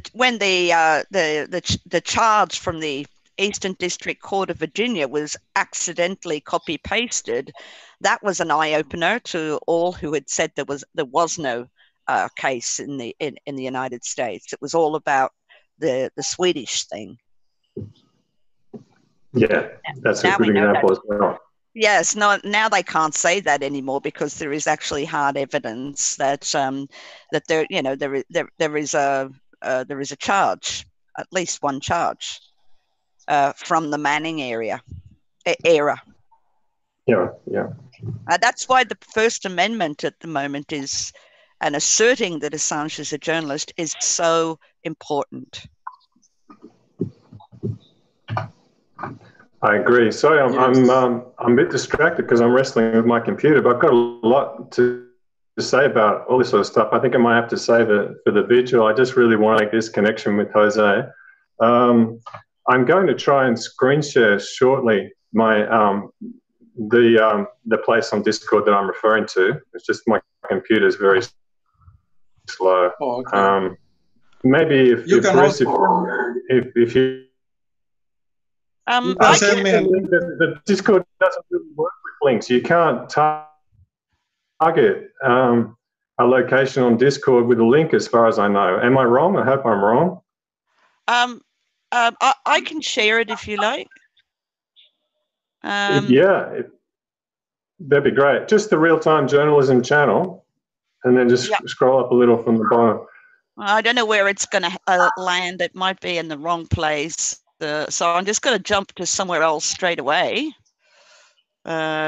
because we don't want to be already. We landed in a channel I didn't want to reveal, but it was very brief. So I'm just scrolling up now to real-time journalism, and you said that the date of entry was the 10th. The 10th, yes. Go back to the 10th. No, of December. So that's, be going down. It's only a few up from the bottom. Oh, I see. The most recent. There it is, Glass Research up the top left. Aha, okay. Okay. So Kathy, if you could just scroll down on the left-hand bar there, just to show Jose how to navigate to that channel. Yeah, I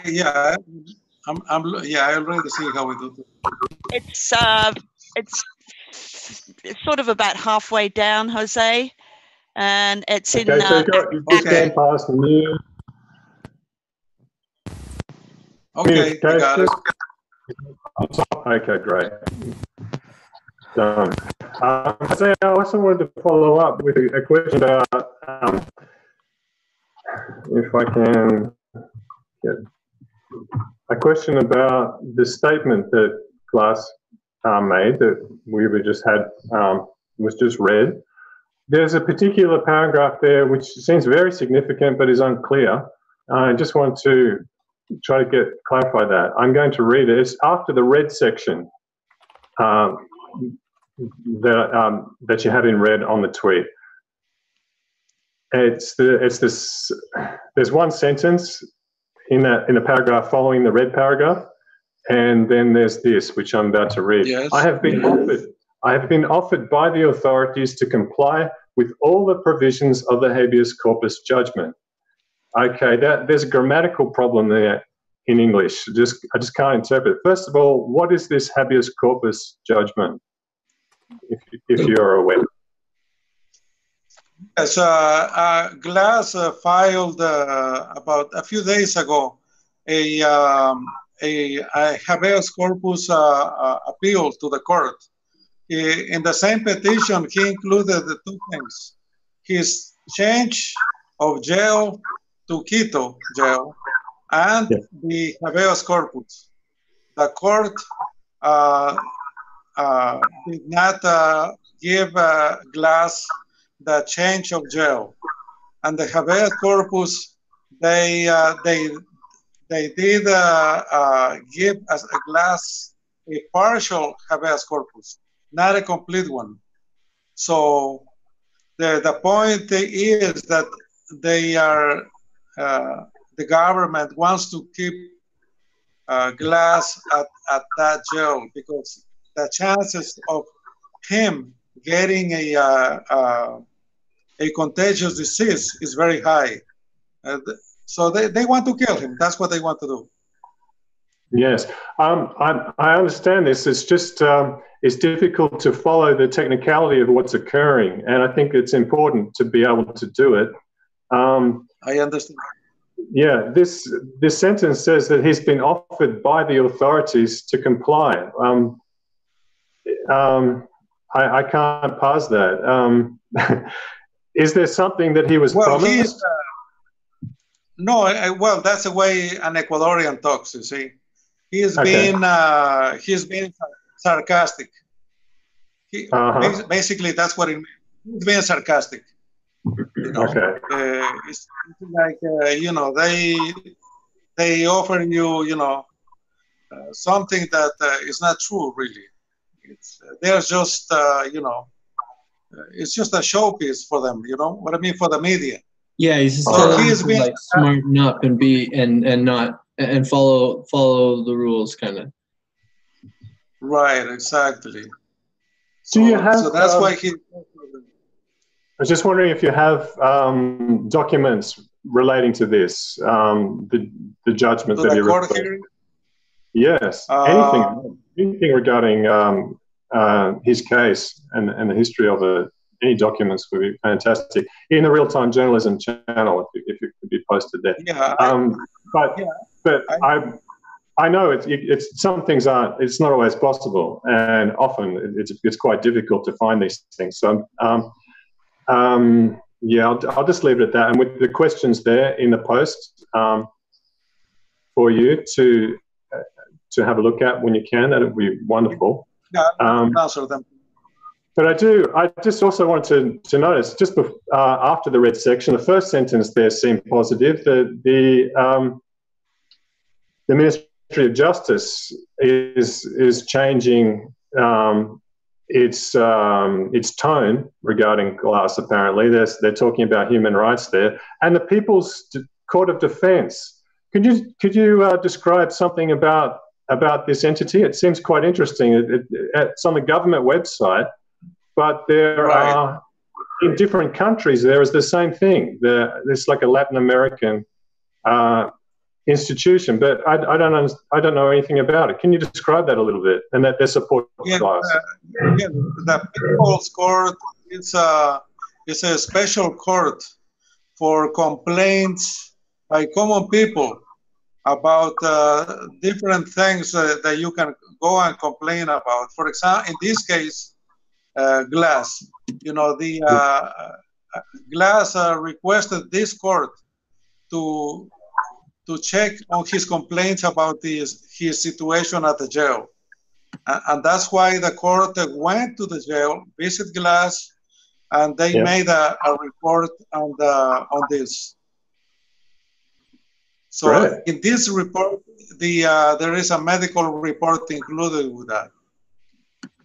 That would be fantastic to have the link to as well, Jose. Just to mention that. I sent you the report that they made, yes. Yeah, fantastic. Okay, I think that's about all. Sorry, that's all that I can really pursue at the moment. I have to be heading off, sorry. But thank you very much for that, Jose, and look forward to your responses on the Real-Time Journalism channel there. Thanks, everybody. Okay. Thanks, Simon. Come on. Hey, Simon, before you go, I've just opened your Glass research document. Did you want me to share that as well? Possibly. I mean, it's a little involved, and the language is a bit convoluted with all the technicalities, but.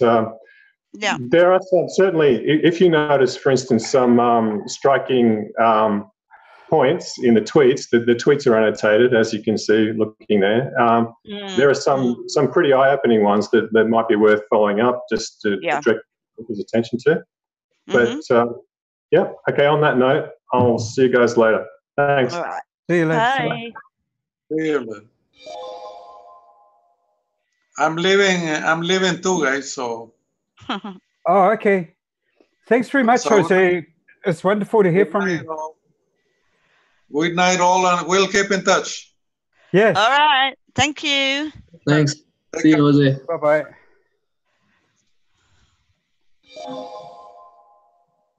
It's always wonderful to have those. I was answering a question from someone in the YouTube. They wanted to know the best videos. So I did the one that I just mentioned. Let's see, I'll show it. I'll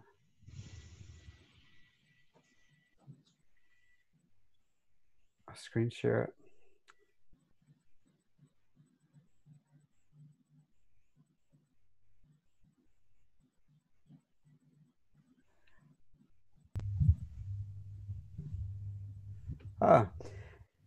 By the way, it looks like I've been shadow banned or something, because when I try and do a search from the NT4J account, in my own account, I was trying to find stuff and it doesn't find anything.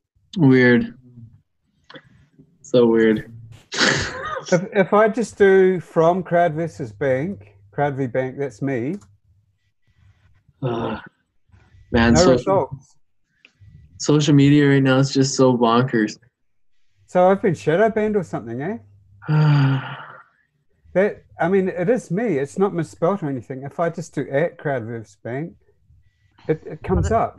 There you are. Yes, I'm there, but I can't do a search in my account. Can you try a hashtag instead of a? So I do from. Oh no, just a hashtag. Just a hashtag, rather than. Just search for a hashtag. Just Wikibees hashtag. No. The hashtag crowd versus bank. Oh, hashtag crowd. Bruce, I'm David here. I'm just checking with you. Something then. Shadow banned. In fact, you are. You've got, according to this website, a search suggestion ban, a search ban, a thread ban, and a search ban. Oh, can you flick the link for that into the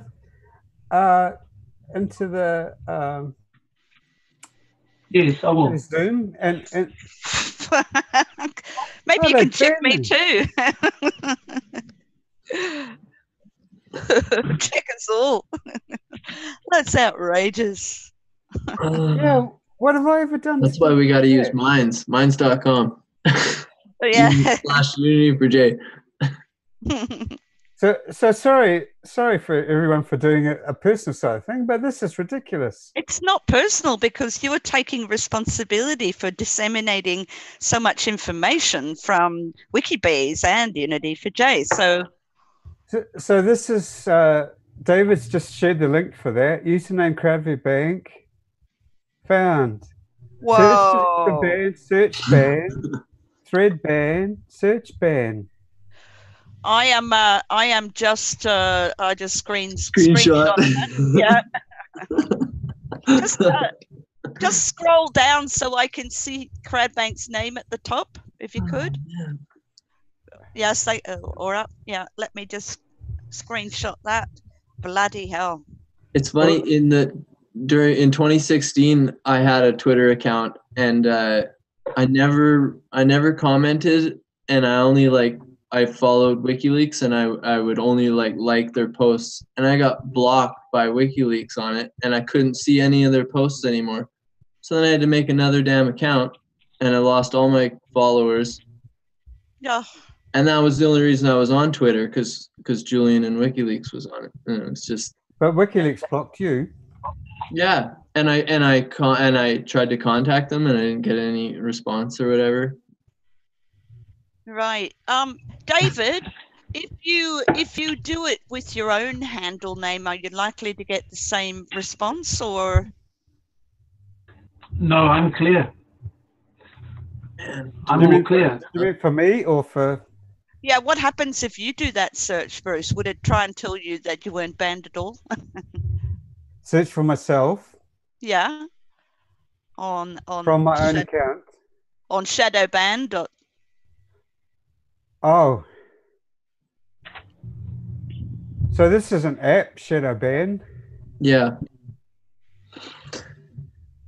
Yeah, I've always from looked. my And own account. I never don't know. thought about it. I don't want to log off from Unity for J now because I'm trying to like promote tweets and all that stuff.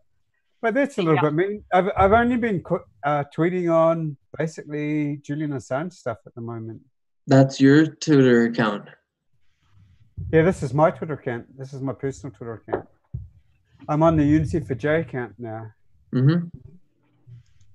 Lucille Paula asks, Bruce, am I shadow banned? So can I just type in Lucille Paula's so I can just type in an account here and see if they're shadow banned, right? Yeah, I guess so. I just got a message from someone, one of the other mods, asking if she was shadow banned. I think this is your account, right, Lucille? Wow. Paula? So I'll try it anyway.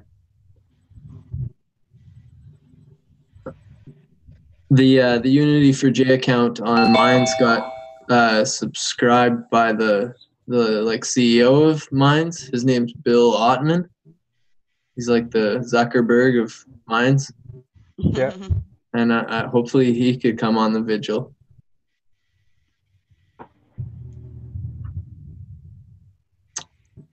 You could not. Okay.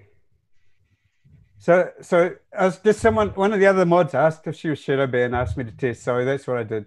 So it's Paula, and Paula, you're not shadow banned. You're fine. Do you want to be tested, Kathy? I'm just testing myself, and it says no the whole way down. Kathy Vogan. But if you do it, you might get a different. Hey, Kathy, you've got 3 letters on the end of your name. What do they mean? What are they? Well, it's in relation to a musical band, SPK, that I was involved in around the time I started my Twitter handle. Oh, okay. It's a musical reference. I was wondering what it was. Okay, I had no chance of testing. So you're fine. Looks like you're fine. Will you check mine? Okay. you're Quinn Peterson too, right? Yeah. Yeah, I've checked a bunch, and it's always said no for me, and I was like, as if I felt kind of shamed. I'm feeling special at the moment, but yeah, I'm over it now. I'm over it now, Twitter. So you can restore me. Thank you. Yeah, now you're angry. Okay. So I was trying to find some stuff, and I can't because it's on my Twitter account, and I'm shadow banned. Excellent. That is very strange. Even Susie is not. I just checked Susie. And also, talking about Susie, I followed her on my Twitter, and you can click the bell. And on my mobile app, I get all her tweets, and I would like hers and a bunch of others, like just like all of them and retweet them. And the bell like disappeared. And then I stopped seeing her tweets for like maybe a couple of weeks. And then I was like, oh. Because a lot of times I won't even go on Twitter. I'll just like support people's tweets or whatever. Yeah. So I was just on my personal account this morning. They don't tell you you've been shadow banned. Oh, I guess that's what shadow ban means, I suppose. But anyway, I was trying to do something But that's why I think the putting flyers up is really important, because they're screwing with us so hard, and like anybody that. Yeah. Well, I think we do have to get in before social media shuts down entirely, but keep it present at the moment, I think. So, Bruce, couldn't you do it the other way around and just see if Unity for J is shadow banned? You said that you inquired about your personal account logged in as Unity for J, but what about the other way around? Hang on, I'll just do it myself. Yeah. Assange Legal is not, according to this. Because they're scared of getting sued or something. Well, no, they were actually. Assange Legal did have the account restricted. Oh yes, yeah. She posted a thing recently. Yeah. So no, Unity for J is not shadow ban, and in fact shadow banning is just, you know, you're not actually, your account is not deleted or anything apparent that you can see is happening to it. It's just made very, very difficult to find. Yeah. Thanks. Okay, so I did a couple of tweets in reply to Laura Powers, who did a question on the YouTube channel asking for a list of the best videos. So this was the video that I showed that's from Nozomi for Your Politics in the Pub, Kathy. I just think that is excellent if you listen to that. Yeah, I'll have to check that out. The other one is very, very obvious to, and I said this is important for the context on WikiLeaks. And yeah, the other one is for the moral outrage that's been conducted on Julian. He's being tortured in the heart of Europe. How is that? Sorry about that. Yes. Oh, how is that doing on your YouTube channel, Kathy? Which one? The Christine's speech. It's not terribly visible on the Politics in the Pub channel. There's like a few hundred, maybe about 500. Where I did notice it did remarkably well was on Facebook, which of course is, you know, when it's playing, it's just playing in a loop, and people can, you know, all they have to do is click to hear what's being said. So that one has got several thousand views, but you know, nothing remarkable compared to, you know, silly cat videos, which can but it's got quite a bit of copies out there, you know, like there was an RT Dutch one with it on. Are you talking about the emergency statement or the interview? Yeah, the emergency statement. Yeah, because there's the interview before that I did with Christine, where there's both of us talking on the 9th of August. And that one is, I think it's around over 30 minutes long. Wow. And there is so much information in that one from Christine. She just rattles it off, you know, all the facts are absolutely spot on accurate. The lawyers even checked it, you know, before printing the transcription, because they said, well, that's, you know, that's something else. And a barrister went through it for over an hour with me, line by line, and everything was legal and everything was accurate. Everything was cleared to print. So that is one of the best ones. And that's the one I was talking about that hasn't been seen by all that many people. It has on Facebook. Or certainly the emergency statement went viral worldwide. We don't have to worry about that. It's got 24,000 views from Unity for J. Should we just play it? I mean, it is 7-8 minutes, but it is very powerful on the other hand. Yes, sure. Okay. So this is Christine. This is one of the videos that I recommend as a game changer, basically.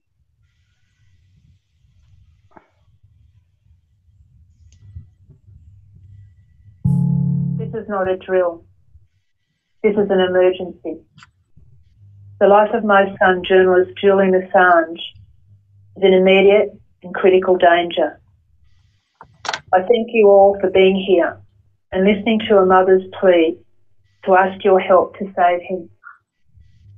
Despite Julian being a multi-award winning journalist, much loved and respected for courageously exposing serious, high-level crimes and corruption in the public interest, he is right now alone, sick, in pain, silenced in solitary confinement, cut off from all contact, and being tortured in the heart of London. The modern-day cage for political prisoners is no longer the Tower of London. It is the Ecuadorian embassy. Here are the facts. Julian has been detained nearly 8 years without charge. That's right, without charge. For the past 6 years, the UK government has refused his request for access to basic health needs, fresh air, exercise, sunshine for vitamin D, and access to proper medical and dental care. As a result, his health has seriously deteriorated, and his examining doctors warn these detention conditions are life-threatening. A slow and cruel assassination is taking place before our very eyes in the embassy in London. In 2016, after an in-depth investigation, the United Nations ruled that Julian's legal and human rights had been violated on multiple occasions, that he'd been illegally detained since 2010, and they ordered his immediate release, safe passage and compensation. The UK government refused to abide by the UN decision. The US government has stated Julian's arrest as a priority. They want to get round the US journalist protections under their First Amendment by charging him with espionage. They will stop at nothing to do it. As a result of the US bearing down on Ecuador, his asylum is now under immediate threat. The US pressure on Ecuador's new president resulted in Julian being placed into strict and severe solitary confinement for the last 7 months, deprived of any contact with his family and friends. Only his lawyers could see him. 2 weeks ago, things became substantially worse. The former president of Ecuador, Rafael Correa, who rightfully gave Julian political asylum from US threats against his life and liberty, publicly warned that when US Vice President Mike Pence recently visited Ecuador, a deal was done to hand Julian over to the US. He stated that because of the political cost of expelling Julian from their embassy was too high, the plan was to break him down mentally. A new, impossible, inhumane set of rules and protocols was implemented at the embassy to torture him to such a point that he will break and be forced to leave. At the same time, a member of the Ecuadorian government repeatedly tries to cancel his Ecuadorian citizenship so he can be extradited directly to the US. While his lawyers challenge this latest violation of his human rights under the Ecuadorian constitution, their government lawyer has warned Julian that even his very testimony describing his suffering could be in breach of their new protocol and grounds for embassy expulsion. They have denied him visits from his lawyers for 4 days before the next hearing on Monday, jeopardising the preparation of his case and further increasing his isolation, anxiety and stress. They are setting my son up to give them an excuse to hand him over to the US, where he will face a show trial. Over the past 8 years, he has had no proper legal process. It has been unfair at every turn, with much perversion of justice. There is no reason to consider that this would change in the future. The US WikiLeaks grand jury producing the extradition warrant is held in secret, has 4 prosecutors but no defence and no judge. The UK-US extradition treaty allows for the UK to extradite Julian to the US without a prima facie case. Once in the US, the National Defence Authorisation Act allows for indefinite detention without trial. Julian could very well be held in Guantanamo Bay and tortured, sentenced to 45 years in a maximum security prison or face the death penalty. My son is in critical danger because of a brutal political persecution by the bullies in power whose crimes and corruption he has courageously exposed when he was editor-in-chief of WikiLeaks. The same corrupt entities who in government tut-tut about bullying, fake news and human rights. These same bullies are bullying my son to death. It would appear that courageous, truthful, multi-award-winning journalism is now life-threatening. The legal channels have been subverted and are therefore unlikely to save him. Because this is a transnational political persecution by a savage superpower in collusion with its allies, saving Julian will require the outrage of the people of the world. I'm asking you to make a noise, a big noise, and to keep making a noise until my son is freed. We need to make our protest against this brutality deafening. I call on all you journalists to stand up now, because he is your colleague and you are next. I call on all you politicians who say you entered Parliament to serve the people to stand up now. I call on all you activists who support human rights, refugees, the environment, and are against war, to stand up now, because WikiLeaks has served the causes that you fight for, and Julian is now suffering for it alongside of you. I call on all citizens who value freedom, democracy and a fair legal process to put aside your political differences and unite and stand up now. Most of us don't have the courage of our whistleblowers or the journalists like Julian Assange who publish them, so that we may be informed and warned about the abuses of power. But we can stand up en masse and protect them. Throughout history, when the abuses of power became too much for the people to bear, they united and stood up and stopped them. This is a moment when we must say no. This is enough. We, the people, will not stand by and watch this brave journalist die.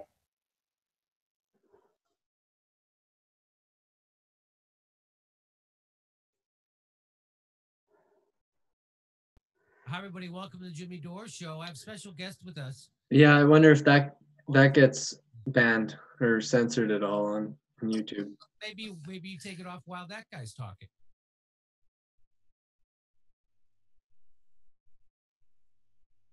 Yeah, so that's just so powerful.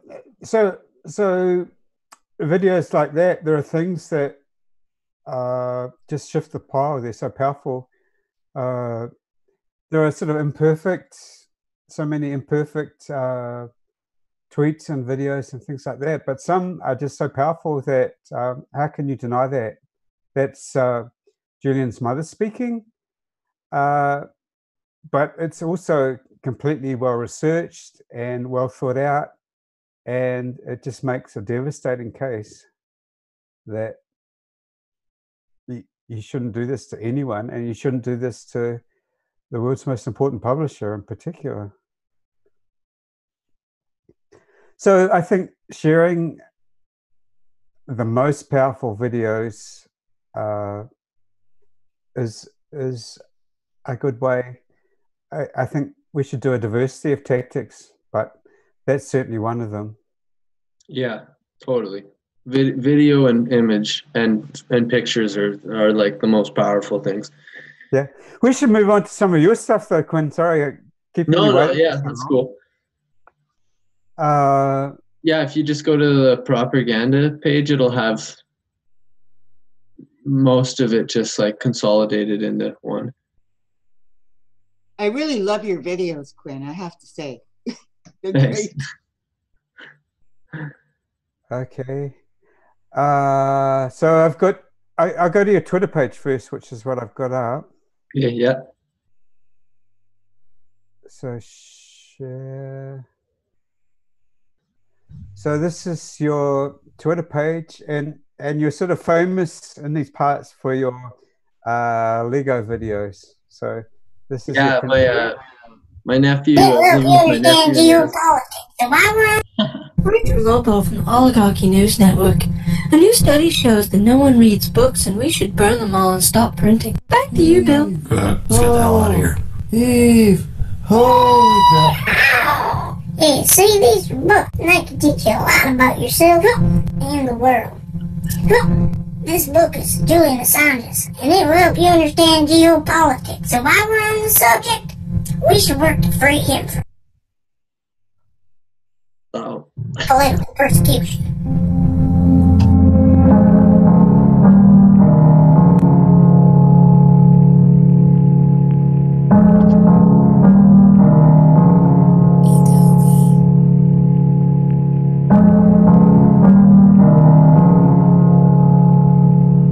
Yeah, I lived with my sister, and her kid had a lot of Lego, so I was, just had, making up ideas, and then one night I was like, wanted to, make a Lego stop motion.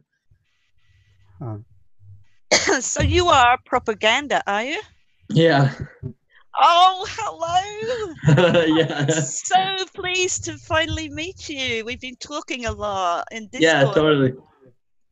I didn't even realize when you came on that now I could put a face to it. Oh, Yeah, same here. thank you. Thank you.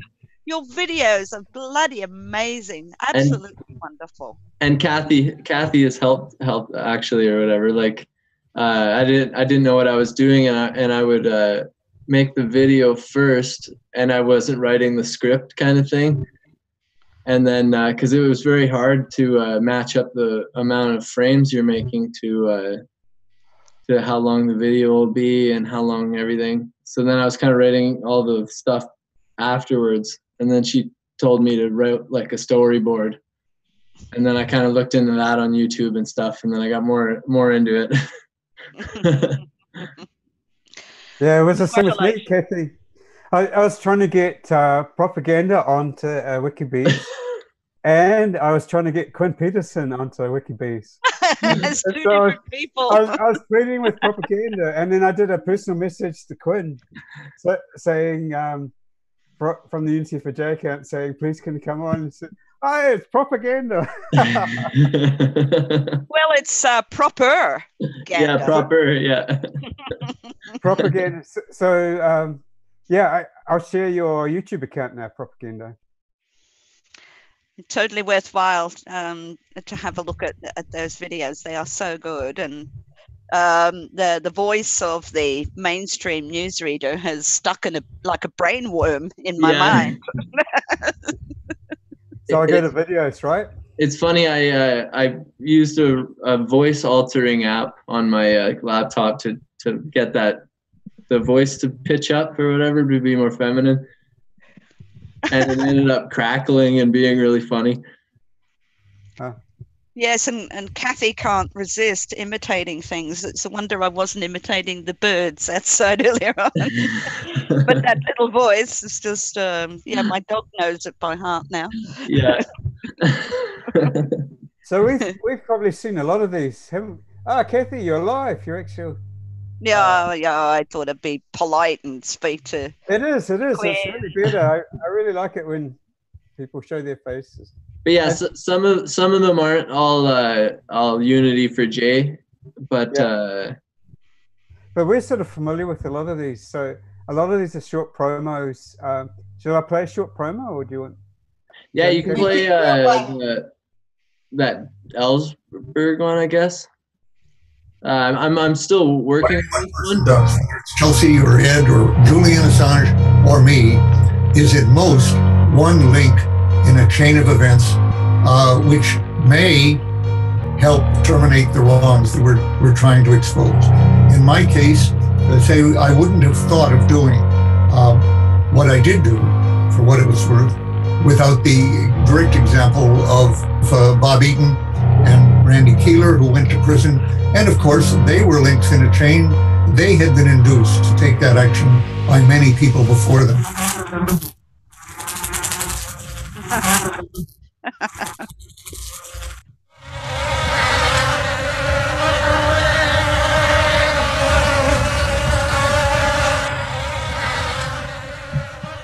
But yeah, I'm still working on that, and I got to put something about the WikiBees schedule at the start before he starts talking, and then continue making it. Yes, my favorite one is the one that you did on fake news. That was great. Yeah, request Kitty for fake news one. Unity for J Lego News. Yeah, there's so scroll down. This one? Top right. Yeah. That's great. I love that. And this is actually a newer one too, so this will be like a promo for it. Rachel Loblow here. A CIA study shows that Julian Assange is a high-tech cat terrorist and that he actually treats his pets as a companion or a friend. Click this video to learn the truth about Julian Assange, or click subscribe to support Unity for J. So yeah, actually, I thought about I learned about YouTube annotations and how you can have the click-ons or whatever. So one night I just kind of quickly thought of that Yeah. Yeah, that's not actually the one I was thinking of. There was one before No, that one's the newer one. Yeah, so scroll down and You got bookshelf. Yeah, it's one of your really early ones. I think it was the first one I made, actually. Lego stop motion? Yeah. No, yeah, you can show that one too. We'll just show all of them, I guess. They're all fairly short. They're really short, yeah. They're really short and really funny, which is how to get people's attention. Today we were alone outside the Ecuadorian embassy, where nobody cares about Julian. So, what do you do? Great work. Now let's get the fuck out of here, Rachel. Hey, get back here. We care about Julian Assange.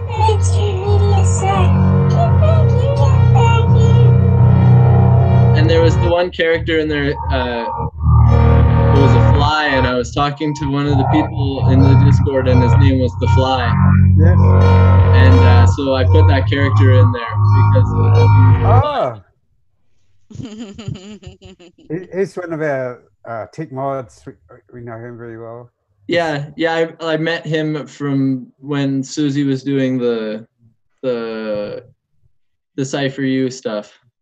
Yep. So then I knew him when I got into Discord, and then we started kind of talking, and then yeah, he was kind of like the first person I started collaborating and talking with, kind of thing. Yeah. So is that the one we just did, Lego stop motion? No, that's... Is this the one, Kitty, then? I'm not seeing it. I'm not seeing the fake news one. Go down more. But it doesn't go on for very long. It's just not refreshing. That's weird. Oh, there it is. No, that's not. No, it was before that.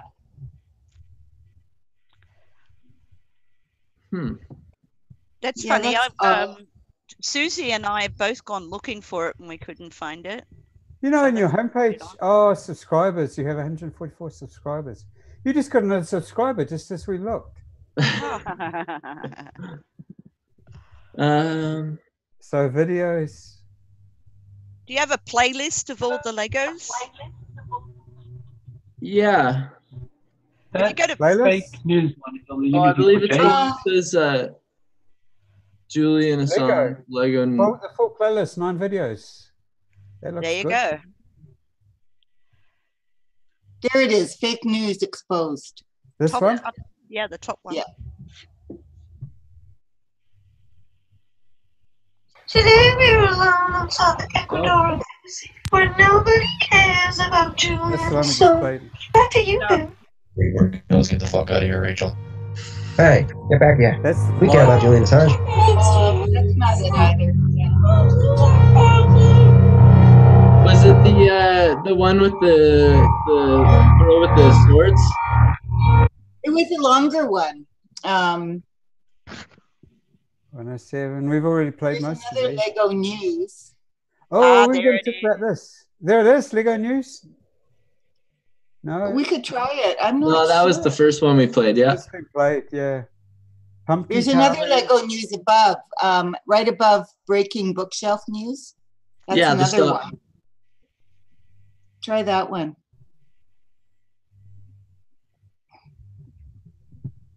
Hi, I'm Rachel Loblow with the Oligarchy News Network. Today we are outside the Ecuadorian embassy where Julian Assange sits without any support. Years go by when nobody shows any support or solidarity for the man who single-handedly made the world a more dangerous place. A study shows that 100% of people never wanted Julian Assange ever to be born. Also, an anonymous source tells the ONN that Julian Assange smells like a jar of pickles and may be a Russian spy and is actually Vladimir Putin's brother. Oh, as I was saying, this violent mob outside of the Ecuadorian embassy will kill anybody who crosses their path. These people are holding racist, anti-Semitic signs. This is Rachel Lovelow reporting from the Oligarchy News Network. Back to you, Bill. Free Julian Assange! Free Julian Assange! Yeah, in the background of the embassy picture, I just printed out like a picture of the embassy and stuck it to the wall, kind of thing. And That was brilliant, Quinn. Yeah. Julian Assange smells like a jar of pickles. And then the anti-Semitic signs and all the signs are saying, you know, we love Julian. Yeah. Hey guys, one thing we haven't done, and I wouldn't mind doing it, is to read out the letter from the the 36 members of the European Parliament. Yes. Can I do that? Could I screen share that with you? Do you have it? Yes, I've got it up. Yes, I just thought, well, we've mentioned this, but we haven't actually read what it says. So I'm just going to do that now. Let me see, where is my, goodness, there it is. Share. Okay, so protection for Julian Assange, allow departure to a safe country. Message from Heike Hensel, Seven Dagdelen, and Sarah Wagenknecht on December 10th, 2018. Unofficial translation on the 12th of the 11th. 36 members of the German Bundestag, the Dutch Parliament, and the European Parliament urge UN Secretary General Antonio Guterres, Ecuador's President Lenin Moreno, and the British Prime Minister Theresa May to, quote, protect the journalist and founder of WikiLeaks disclosure platform. Yeah, that's a bit of a strange sentence, Julian Assange. In the context of the medical condition of Assange, who has been living in forced asylum at the embassy in London for 6 years, a rapid solution is necessary, says Sarah Wagenknecht, chairman of the parliamentary group Die Linke of the German Bundestag, as well as other parliamentarians on the occasion of the International Human Rights Day on December 10th. So it was the 90th anniversary of the Universal Declaration of Human Rights. A constant and arbitrary threat by Great Britain and the USA, the years of imprisonment, the continuing separation from his family and friends, the prevention of adequate medical care, and the recent isolation of Assange since March this year are, quote, serious and outrageous violations of human rights in the middle of Europe, unquote. The protest letter continues. The letter explicitly condemns the threat of the Ecuadorian government to deprive Assange of the protection it has been granted in the embassy rooms, while in the USA a secret arrest warrant against the Australian has become public. Without legal protection and clarification of its situation, Assange is threatened with extradition to an, quote, unpredictable government in the USA, unquote. So MEPs, members of European Parliament, call for his immediate release in conjunction with his departure to a country that is safe for Julian Assange. So that is signed. You can see if I scroll down, all of the signatories are below. Now, interestingly enough, we have, I counted them, there are 5 from Spain. So in the Spanish language, that's good.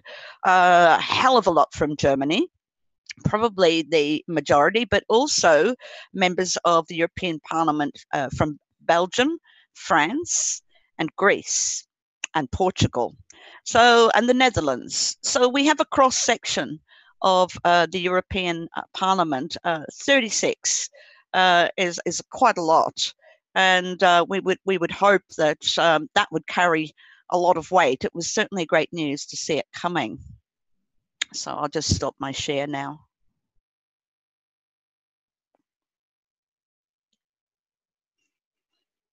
Hello? Yes.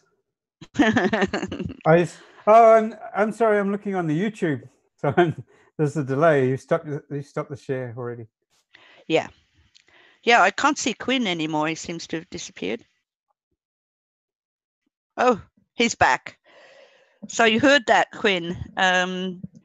that is a very strong statement, because we have two United Nations working group on arbitrary detention, two conclusions from the UN, and we have the ruling from the advice of the Inter-American Court that all countries must cooperate to assure safe passage. And now we've got 36 members of the European Parliament.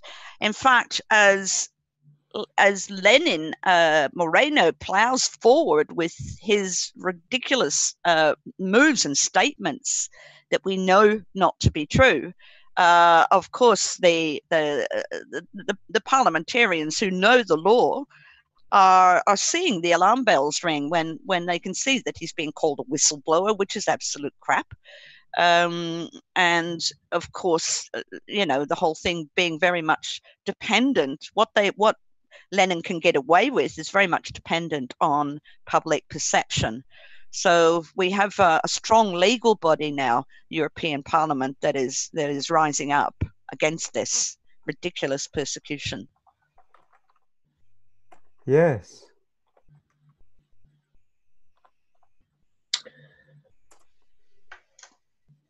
Yeah, that should be a game changer. Yeah. I'm just I got a private message from the mod, from Paula, because I mistyped her name. She asked whether she was shadow banned, and I'll just show you what actually came up when you type her real name.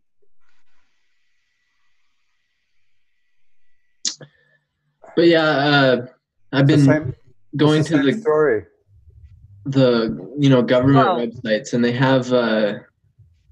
have ways that you can just like directly tweet MPs or senators or whatever. And I think that's another good way to get more support and the word out. Yeah, well, that's right. And it's just a shame that, I think Elizabeth Farrelly, the Australian journalist, had written her article before this statement, this letter came out from the European Parliament, because, it probably would have made her more cautious about what she said about Julian. It would have made her cautious about calling him a whistleblower. Yes. I stopped screen sharing that because it's a restriction, but she got banned as well. That's another mod.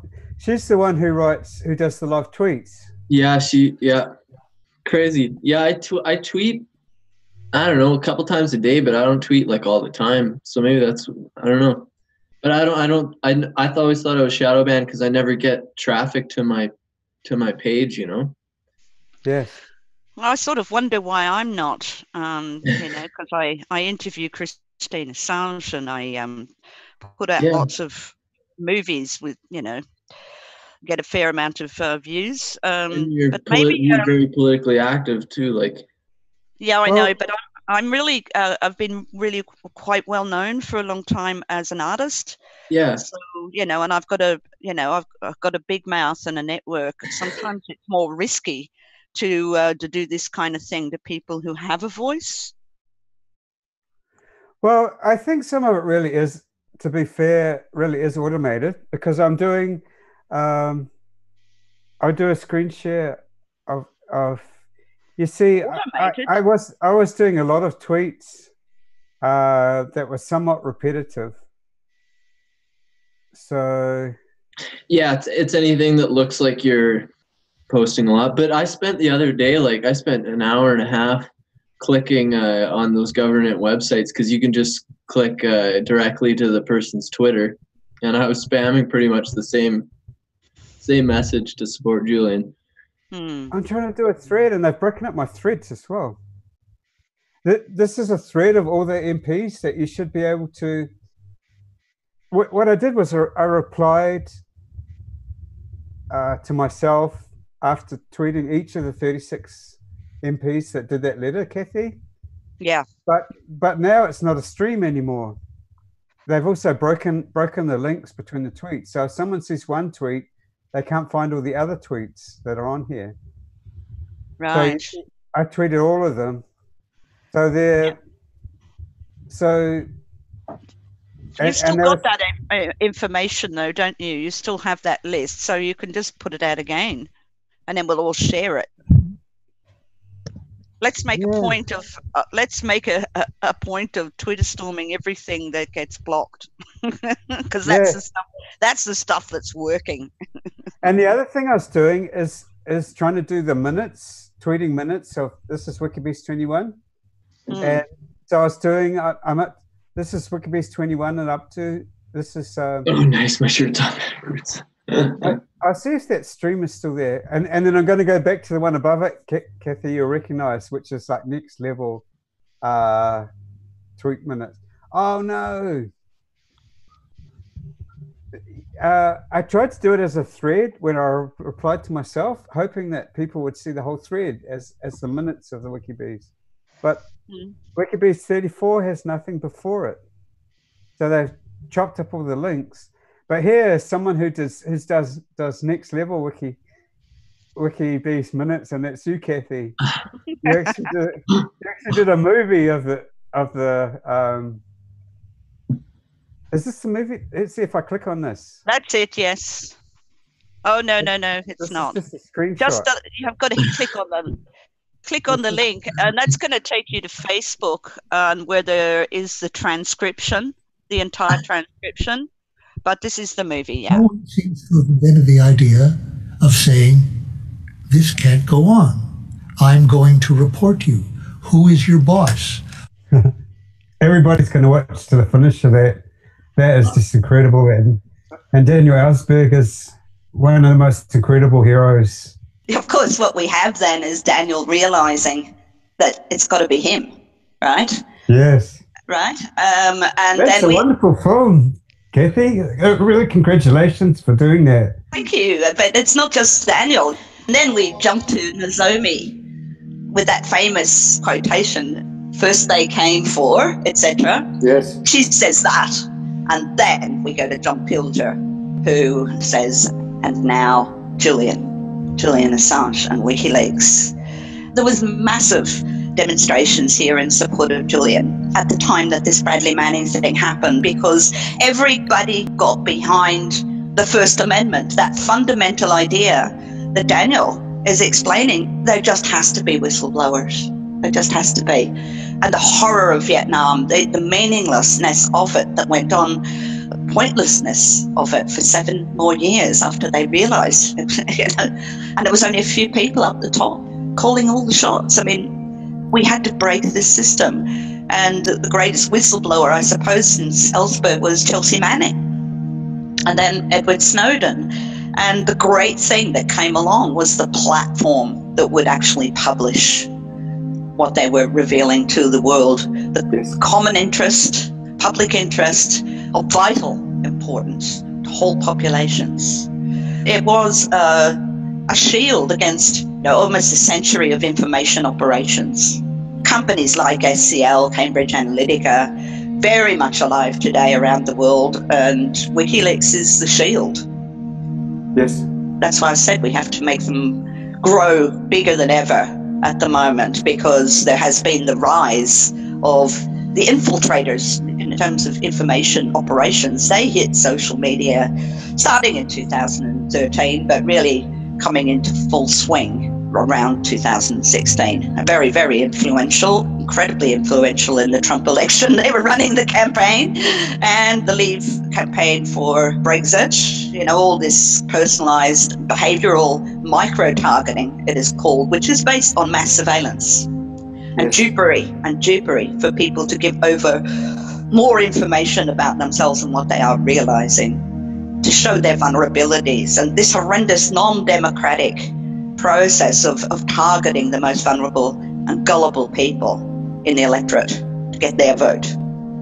This insidious poisoning of the grassroots has been happening since they decided to get into, the shadow government becomes, and university sector together merges to become deep state, right? Private entity. And then gets into the business of selling their services to elections. and we're staffed. They actually looked after the PR campaign of the Crown Prince of Saudi Arabia. Yes. Oh, he's a reformer. That was their campaign. And they were working in Brazil and China as well. These are two topics that you're an expert in, Julian Assange and sort of Cambridge Analytica. Well, it's no accident because I see them as polar opposites.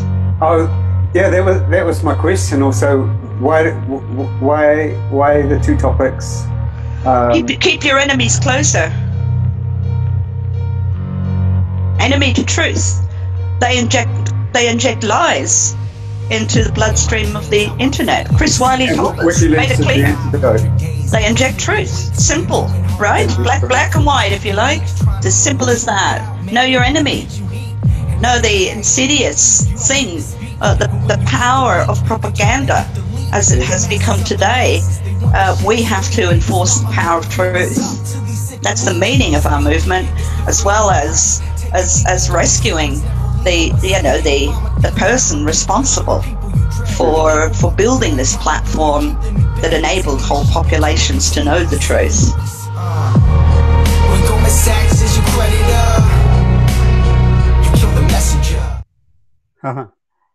Cool.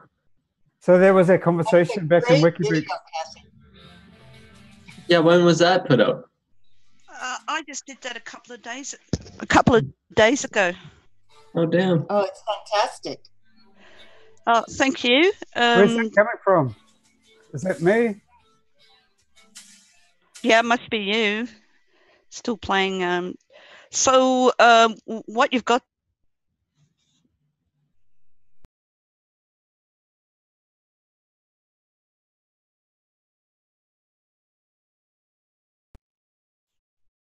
We can't hear you, Kathy. Yeah, you muted Kathy. Everyone got muted by the host. Okay, so what we have there, I put that up a couple of days ago because I thought that it really needed spelling out, and I had all those archives of a presentation that I did about Cambridge Analytica in October last year, which was about 4 months before Chris Wiley stepped out.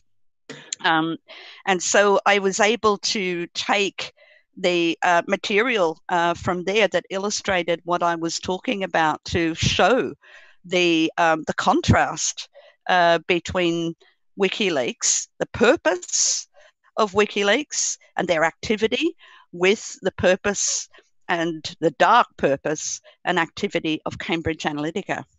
Yes. Or what we know about it, because they ghost in and ghost out of countries all the time, Yes. and boast about that. Their emails erase themselves in 2 hours. It's like Mission Impossible. They act just like spies, which is what they are. Yes, that's part of a theme that Nozomi really points out, that we've been manipulated and don't realize it.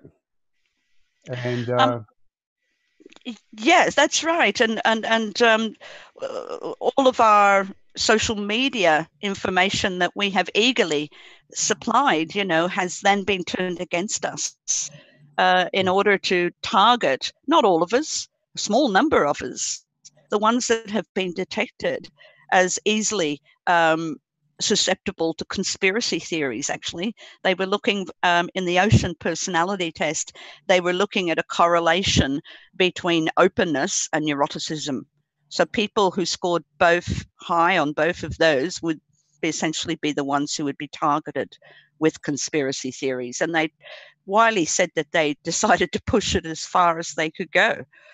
So he shows, in that long interview with Carol Cadwallader, the Guardian journalist, who did a great job, in fact, on that area. In that area, pity there's a bit of a blind spot, So there was some. Sorry, I'm just getting into her blind spot. It threw me off a little bit. So there's been a lot of. What he showed in the interview with her was an extract of a campaign. In fact, the whole campaign, election campaign that they had done in Africa, and it was like a horror film. It was just like a horror film. And it made me sick at all the artists, in fact, all the artists that worked, filmmakers like us, Quinn. Yeah. Got a bit of a knack for maybe handling imagery and stuff. But the money that was paid to artists to do all this propaganda, persuasion of the most mendacious sort, and only target vulnerable people with it. Yeah. See, they didn't. If you look at Trump's election campaign, they only targeted 17 states for a start. But then within those states, they only targeted a certain combination of characteristics in people's personality types, the people who would be susceptible, and they were the only ones they needed to sway to.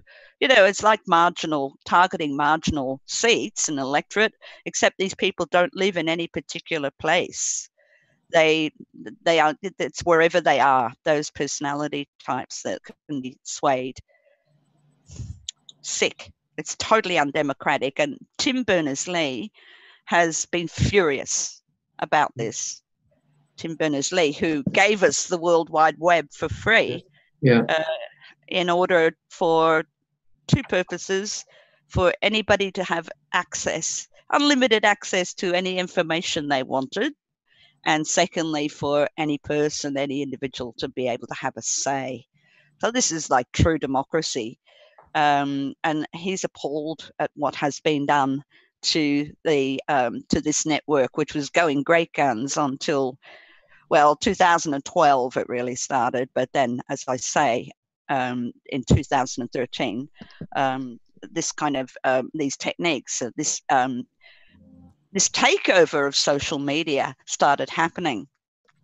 With this newly emerged deep state election service, and then by 2016, it was used for Trump, Brexit, even straight from the horse's mouth from Mark Turnbull, the CEO of Cambridge Analytica, and Alexander Nix.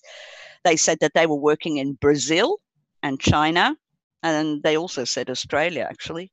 But we learned even more recently in an interview with a friend of Jamal Khashoggi, another journalist. She said that it was Cambridge Analytica who managed the PR campaign for the Crown Prince about him being a reformer. Yeah. In Canada, they were using Intelligence Q, which is the same kind of company as Cambridge Analytica, that's how the Liberals won the last election by a landslide. It was Intelligence Q who was doing exactly the same kind of stuff that Cambridge Analytica did. And that was also exposed in Cadwell. I don't know how to pronounce your name, Cadwaller's article. Yeah, well, in the case of Brexit, it was an affiliate whose intellectual property was owned by Robert Mercer. The affiliate in British Columbia was called Aggregate IQ. But, in terms of the elections, we learned from Russian analyst Elena, I forget her surname, but there was Palantir Technologies, Cambridge Analytica, and another intelligence agency that begins with Q, but it wasn't Q. Does anybody remember the name of the third one? Yeah, because they were just an imaging company. Maybe they're the ones who make the clips and memes and all that kind of thing. But there was a third one as well that were involved. And isn't it interesting that Palantir Technologies were named? Well, firstly, because going right back, what they did, having with their contractor HB Gary, was Anonymous exposed a whole plot to destroy WikiLeaks, and also the reputation of Glenn Greenwald, who was writing about WikiLeaks, by putting out all these false leaks and hoping that WikiLeaks would publish them. That was a long shot, but that was all. This is Stratfor, right? Stratfor. Yes. Well, No, this was no, H.B. it's Gary before leak. H.B. Gary. H.B. Gary. Yeah, it was the H.B. Gary leak. You're a real expert on this, aren't you, Kitty? I've just Well, been, on the anonymous stuff, yeah, probably. So, but then secondly, we also learned from another of Carol's articles, and I think it was the Great Brexit Train Robbery. It might have been that one, that the daughter of Eric Schmidt, who was CEO of Google, went to Palantir Technologies in 2013 saying that her father was involved with Palantir Technologies and suggested to SCL, who'd been working in military and government intelligence for 25 years for the British government and other governments around the world and the military, to get into analytics and the business of offering their services to elections. And of course, a private company, a private entity had to be made in order to do this. But they took that up. They created SCL Elections first, and then Steve Bannon came over to Cambridge University, and they'd rented an office in the university precinct to make it look like they were part of the university, but that was just a bit of theatre. And it was Steve Bannon who suggested that they change the name of the company, make a new company, in fact, that was American. It was registered in the States, called Cambridge Analytica. And that's the one that was used for Trump's campaign, because SCL couldn't be used, SCL Elections, because they were a UK company. And there are laws in America about foreign interference, right? But in fact, Alexander Nix, the CEO, was a foreign national. What was the company that Obama used for his campaign? Oh, I don't remember, but we are reminded just in an article yesterday that the techniques were pretty identical. They were put in place. I mean, the app, that the Obama app, invited people to sign up and at the same time deliver all of their social media information, so they knew who to target. Yes, and that's when those like Facebook, what are they? Personality tests. You would fill out stuff on Facebook, and it would be you'd give information willingly, and it'd be like a quiz. Well, first of all, there was mypersonality.org, and that was actually a site that was managed by Dr. Michael Kaczynski. So he was a Cambridge University psychologist conducting his research. And then Alexander Kogan, who was another university professor, or else doctor, I'm not sure, sorry, don't quote me that he's a professor, but Kogan wanted to buy the data set because it was so much bigger than what Kaczynski had hoped for. He'd hoped, to get a decent sized data set, and he got over 1 million responses. So suddenly there was this enormous personality database of population. And we heard at the time that Kaczynski refused on because it was private information that had been given for research. But then we learned later that he had wanted £500,000 to hand it over, and they didn't offer enough money. So when I did my presentation, he was still a good guy. But in fact, what Kogan did was to start up a new company called GSR, Global Science Research, and conducted exactly the same battery of personality tests himself. And it was done through Amazon. And in fact, money was offered to people to answer the questionnaire. I think it was about $1 per person. So people got money for answering it. There was a financial incentive, and there was they got all of the data again that they wanted, exactly the same without having to buy Kaczynski's data set. So that we almost have to learn how to strategically target people with ads for Julian. Like rednecks for Julian, or mothers for Julian, or whatever group you could find, and make Well, I wouldn't say if you can't beat them, join them. For one, it's totally immoral. Yeah, no, I don't.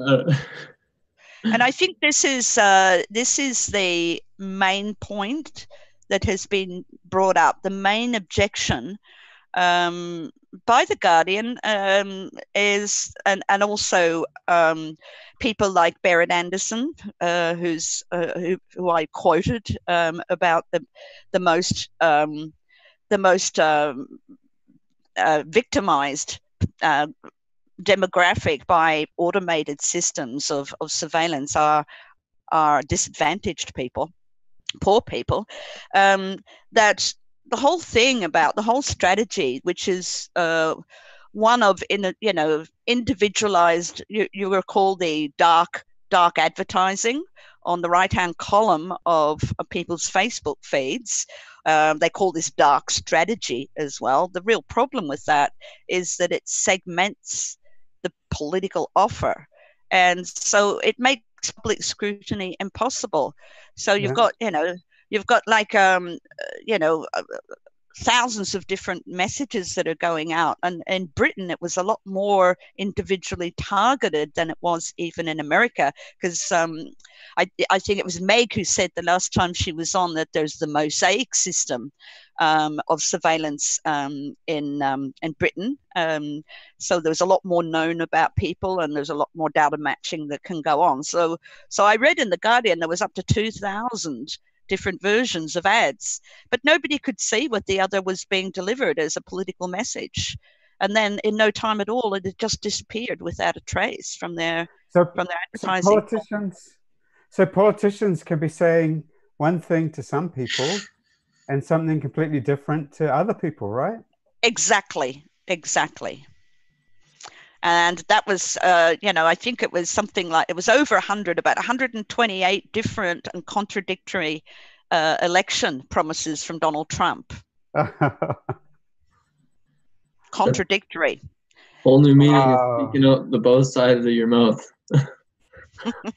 God. So, Tim Berners-Lee has called for a Magna Carta of the web. Yes. And I think this is the thing that really troubles him, that we have to have standards of truth online, because we're looking at anybody or any bullshit, or a lot of different kinds of bullshit, being able to sway whole populations and change elections and shock the whole world. The whole world thought it was going to be Hillary. I mean, I was even saying in my talk, I interviewed Pilger. I interviewed Lawrence Lessig, right, in Iceland. And then there was the interview that Pilger did with Assange. All three were, real experts in this area, were dead certain that it was going to be Hillary. We're dreading it, but they didn't entertain the idea of Trump for a moment. And you have Europe largely shocked at the Brexit result as well. So you've got to ask yourself, well, when, the general consensus is that this is not going to happen, and it does, what has caused it? And, the segmentation of the political offer is right up the top of the list as the explanation. I always think of, maybe they're targeting ads to certain politicians, and not letting them ever see a certain narrative. Maybe there's a certain group that wants to reach out to them, and then just completely censor it from them. I would say the media, mainstream media as well, get a very blinkered view of what's going on. If you take that, when the Manafort thing came out, just about, I got a very distressed message from one of the audience members at Politics in the Pub, who was telling me that just about every channel in Australia, TV channel, right, was saying that Assange was still hiding from rape charges in Sweden.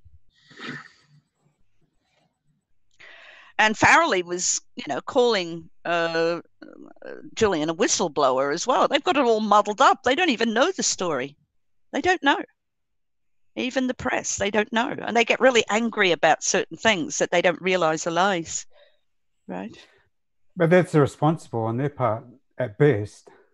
Oh my God, yes, if they're professional journalists. But that's not the way the media organizations are structured here. I said on one of the vigils that I'd been in teaching the photojournalists at the Sydney Morning Herald, which is it's been since bought by Murdoch.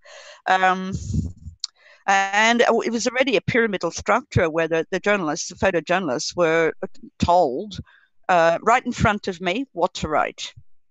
And they didn't know anything about the topic, but a lady came in, briefed them, this is what you write. And then I tried to get out, our class resumed, and I tried to show them a tutorial. And they said, oh, no, you can't get out of the building on the internet. So in other words, they couldn't do their independent research while they were at work. Maybe they could do it on their phones, but on the house connection, there was a jammer. So there you go. That's the situation. And that was back about 3 or 4 years ago. I discovered that. I was really just getting worse. So we need to push the model of WikiLeaks scientific journalism. The world needs it. Otherwise, we're lost as a democracy. Any chance of democracy is lost. Absolutely. I think the only thing we really have left that we can count on are the WikiLeaks documents. Yes. The evidence, mountains of evidence that people should always consult. Yes. Yeah, I always go and I look up, if a random politician, or like when Justin Trudeau got in, I looked his name up. Just anything. Yeah. Hey, Kathy, I want to. It's getting depressing. I want to show something really positive. Yes, please. So at our last. Was it the last WikiBees? And no, it was WikiBees 21. You were saying we have to push the First Amendment. We have to push the First Amendment. And Bean has done the wonderful bumper sticker, and we were saying it was Kitty's idea. Saying why don't we do bookmarks? Okay. Yes. And I'll show you what came with that, because that's a wonderful idea. And I'll show you what came with that. I've got more good news once you've shown this. This is the WikiLeaks website. So this is to 5.41 million followers. This is their pinned tweets. Nice. How's that? How's that for making a difference? Yeah, and the other thing is that just after we went off air last time, I immediately got in contact with the WikiLeaks shop and asked them if they would make a range of products with I Love the First Amendment, and they said yes. So we should see T-shirts, cups. This is the message that we need to stay focused on, because while the others are trying to say he's a hacker, he's a whistleblower, anything that will, come with the baggage of charges, as opposed to he's a journalist and a publisher, which comes with the protection of the First Amendment. That's how we need to keep it centered. Yes. I've also, just as an update, tweeted to Somerset Bean and asked them if they would produce some images that are more generic. I Love the First Amendment is very U.S. centric. Because in Canada, it's not the First Amendment, it's Second Amendment. Exactly, it's the second. So I've asked Somerset Bean if he could create a more generic one that says, I love free speech and the free press for the rest of the world, because we're not all Americans, but, we all want to give the same message, right? Yeah, well, I mean, that's a concept, but Kitty, that's a concept, free speech and free press, but the First Amendment is a law. So we have to get across that it is law. Although the laws are different. It's only on the U.S. though, the First Amendment. But then again, he's not being charged in Canada or threatened to be charged in Canada. Yes. We have to make a difference in the US, which is the First Amendment, and then in Australia and the UK. And Australians know what the First Amendment is. You know, there was a survey. But they don't care about it. I don't even think most people would know. A whole lot of Australians, like out on the street, were interviewed, and they said, "Well, I would take the Fifth." Yeah. And they don't realize that that's American law. It's not Australian. Yeah. We're so saturated with it. But Americans love their Constitution. Australians don't love the US Constitution. But Australians quite like the UN, don't they? And so I think the corresponding legal argument for Australians and for the UK is the UN rulings that Julian Assange is being arbitrarily detained for 8 years. Oh, and the 36 UN parliamentarians as well. They have a great respect for Europe. Yes. However, I didn't see anyone from the UK on that one. Nobody from the UK on the list. No UK politicians. I imagine if George Galloway was still in Parliament, he would be on that list. Yes. But he's not. And another thing that I wanted to, I asked Bean, and he's replied, is to do nice versions of Julian Assange's simple quotes that from his speeches that explain what WikiLeaks does. Because I tried to do flyers, as you mentioned, Quinn, to get them out on the street, and I tried to do them, but I have no talent, so this is what's come out from me. So the quotes are wonderful, and these are supposed to be my flyers that go on the supermarket pin boards and everything like that. And also I have the idea of tear tabs so that they can get more copies of these. So the quotes are wonderful. Oh no, that is a cool idea. But the execution is terrible because I don't have any notice to. So there are 4 of them. One of the best ways to achieve justice is to expose injustice. If everyone knows that, they understand what WikiLeaks is doing. Second one, if wars can be started by lies, peace can be started by truth. People who love truth, who hate wars, appreciate that WikiLeaks, the collateral murder tapes, WikiLeaks is stopping wars. That's all universal. The goal is justice. The method is transparency. That's what WikiLeaks does. Totally. The fourth one is again the First Amendment, Kathy. So it's more American, and Bean's bumper sticker is better than this. Obviously, we embarked on a mission to bring the First Amendment to the world. Little did we realize that our greatest struggle would come in 2010 as we tried to bring the First Amendment to the United States. That's Julian Assange. The US is not getting that WikiLeaks is supporting the First Amendment. So I sent this to Bean, and he didn't reply for a long time, and then he said, oh yeah, I'll take a look at it. So hopefully he can do nice versions of that. And that brings it back to you, Quinn, which rather than just have it as flyers, also have people speak it and then tweet it out on the internet. And that brings us back to your video that you did that is related to that. I have to find that. I also wanted to say about the bookmarks and that pull tab idea. Is that sweet? I'm gonna put that at the grocery store by my house. Excellent. But printing up bookmarks, I put a lot of bookmarks in bookstores and chapters, and I spent like an hour in chapters just like opening up a book, putting a bookmark in, put it back in, and they thought I was stealing by the end when I was going out there. But yeah. So how much does it cost per bookmark?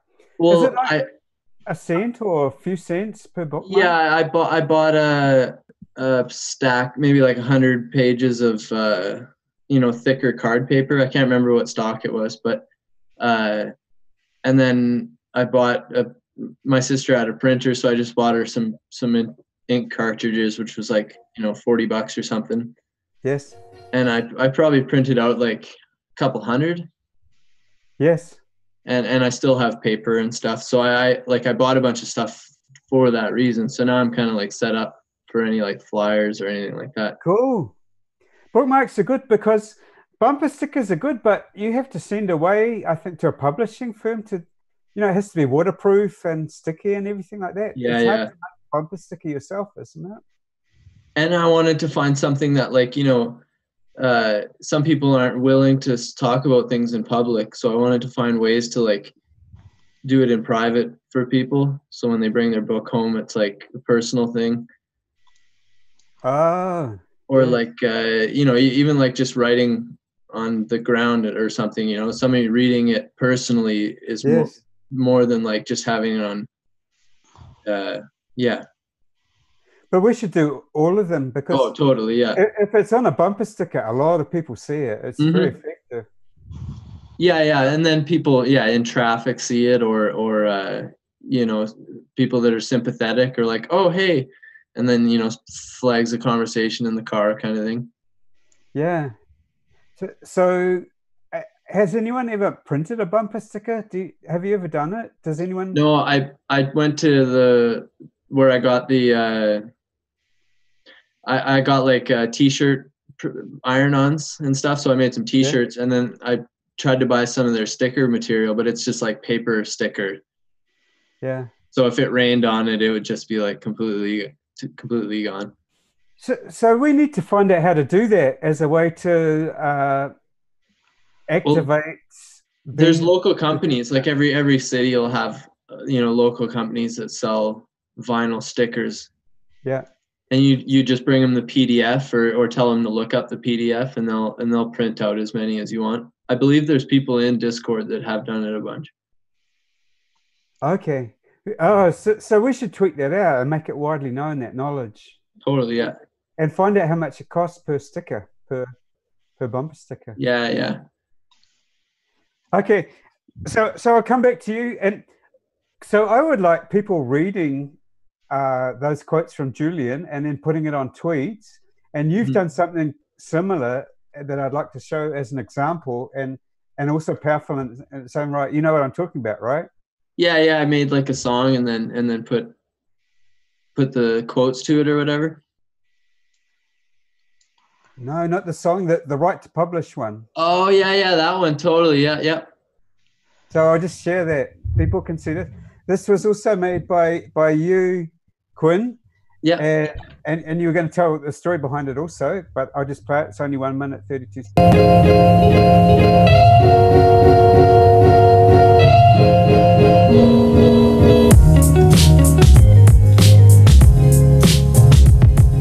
Hi, my name is Eleanor Goldfield, and I support Julian Assange's right to publish. Hello everyone, this is Jamal Thomas, commonly known as the Progressive Soapbox. I support Julian Assange's right to publish information. He's a journalist and should be regarded as such. Hi, my name is Margaret Kimberly, and I support Julian Assange's right to publish. Hi, I'm LB the Realist, and I support Julian Assange's right to publish. This is Pat the Burner, also known as Peter Deesh, and I support Julian Assange's right to publish. Hi, this is Carmen Stafiego, and I support Julian Assange's right to publish. I am Commander X, and I support my brother Julian Assange's right to publish. I'm Kathy Bogan, and I support Julian Assange's right to publish. I'm Quinn Peterson, and I support Julian Assange's right to publish.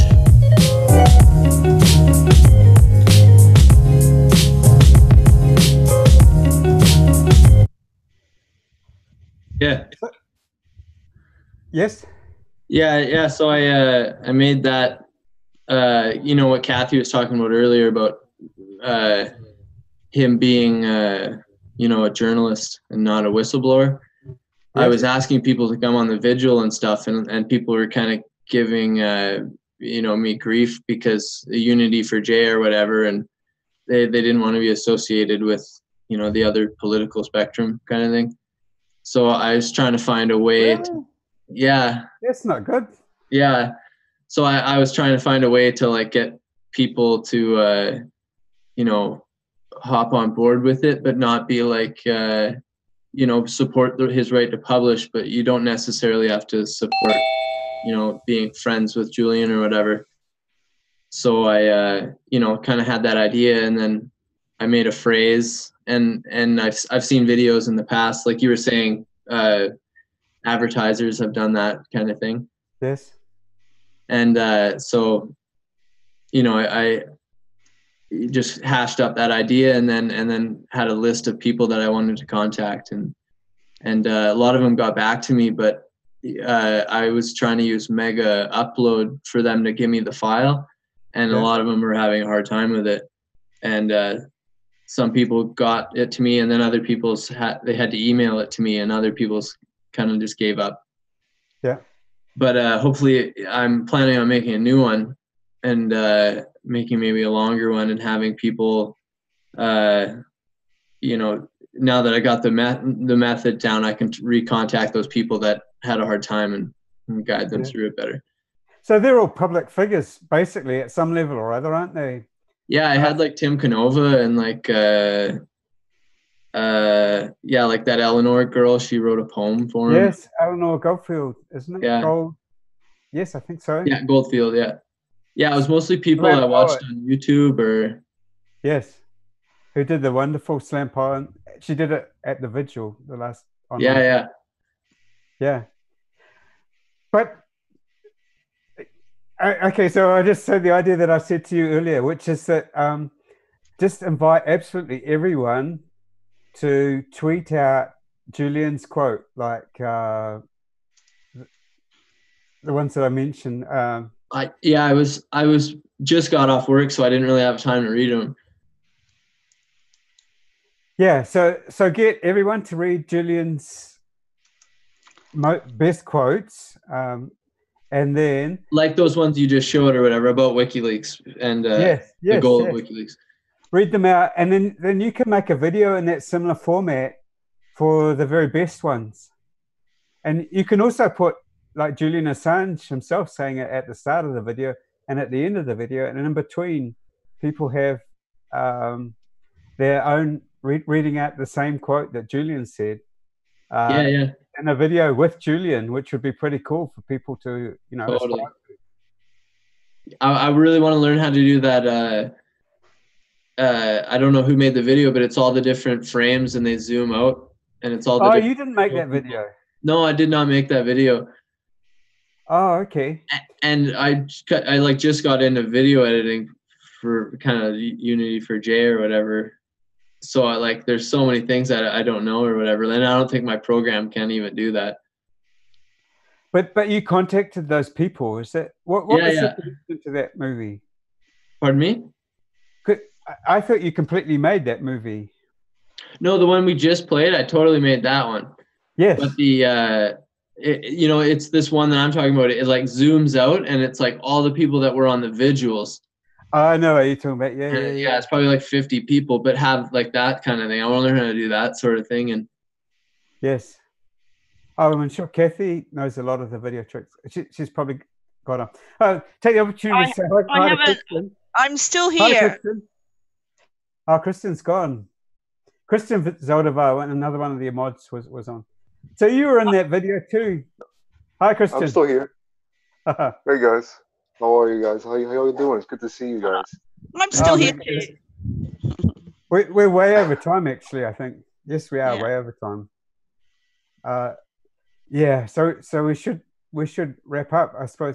But I suppose we're sort of ending on a high note that it's an opportunity for things to do, to get the message out. There are lots of opportunities, and I keep like a pad and paper around with me, and I or people have their smartphones. Any idea I have at work or anything, I write it down, and then you know, come to the Discord and try and, like, you know, collaborate with people if you can't do it all yourself. Yeah. Oh, I'd just like to mention one thing more on that First Amendment thing. I would thoroughly recommend that people go read Professor James Goodall, who's a professor of law, and he was the New York Times main lawyer in the Pentagon Papers. And in fact, the New York Times have recently been warned that if Julian Assange goes down, they're all at risk.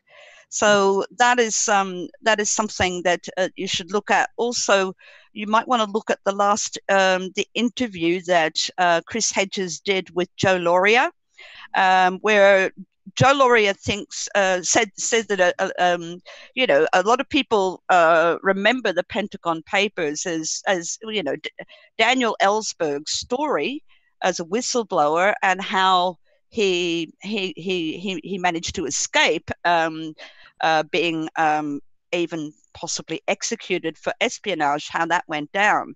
But what people don't know is that not long after, they came after the New York Times. They came after the principal journalist who put out the Pentagon Papers was called Neil Sheehan, and they came after him. And the ruling there, and this was very interesting the way it was expressed, it was something like, almost exactly like this, that journalists cannot be punished for the actions of a stranger, right? The stranger being the whistleblower who submits information. Journalists can't be punished for that because they didn't commit that crime. It's as simple as that.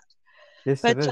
I'd go and look at both because they're both very, very rich in quotes and information. You said it was James Goodall? James Goodall, yeah. Goodall.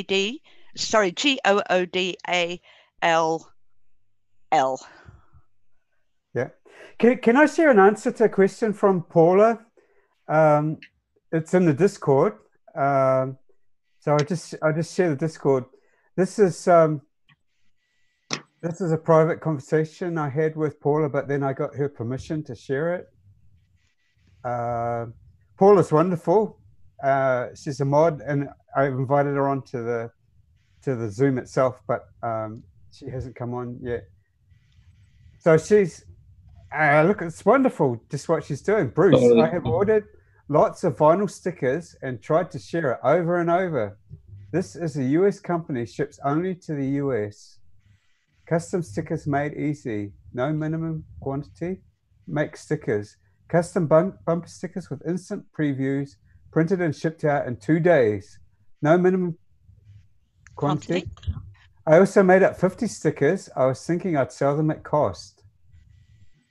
She has an online business of some sort that she works on. I mean, Paula's wonderful. Hi, Paula. You're probably listening to this. She's apologizing. I had to stop tweeting. I'm so tired. She does wonderful live tweeting as well. Paula's wonderful in all sorts of ways. But this is the answer to our question. This is the company. We can tweet it out, makestickers.com. And she's already done it. 50 bumper stickers to sell at cost, probably in her online company. So yeah, that answers the question, and Paula's already doing it. Very cool. So we can advertise to people. Paula's doing that, and we can just advertise that anybody can do an order to Paula, and she will supply it at cost. And that will get bumper stickers out to as many people as we want. And this, hopefully, a lot of people, like an appreciable fraction, even of the US, to the extent that somebody's going to see driving down the street every once in a while a Julian Assange bumper sticker. That would be the dream. Totally. Yeah, or just slap them wherever. Slap them in a subway station or. Yes. Absolutely. Like I read, I think Naomi Klein's No Logo. It has a chapter on guerrilla marketing. Yes. And it's just all these different tactics that, you know, from writing on a wall to, you know, printing out flyers kind of thing. Yeah. But yeah, there's so many things you do. That's why I keep a pen and paper around. And Christian, do you have anything to say before we sign off? Because you've only just landed. You want to just unmute yourself and let us know if there's any news?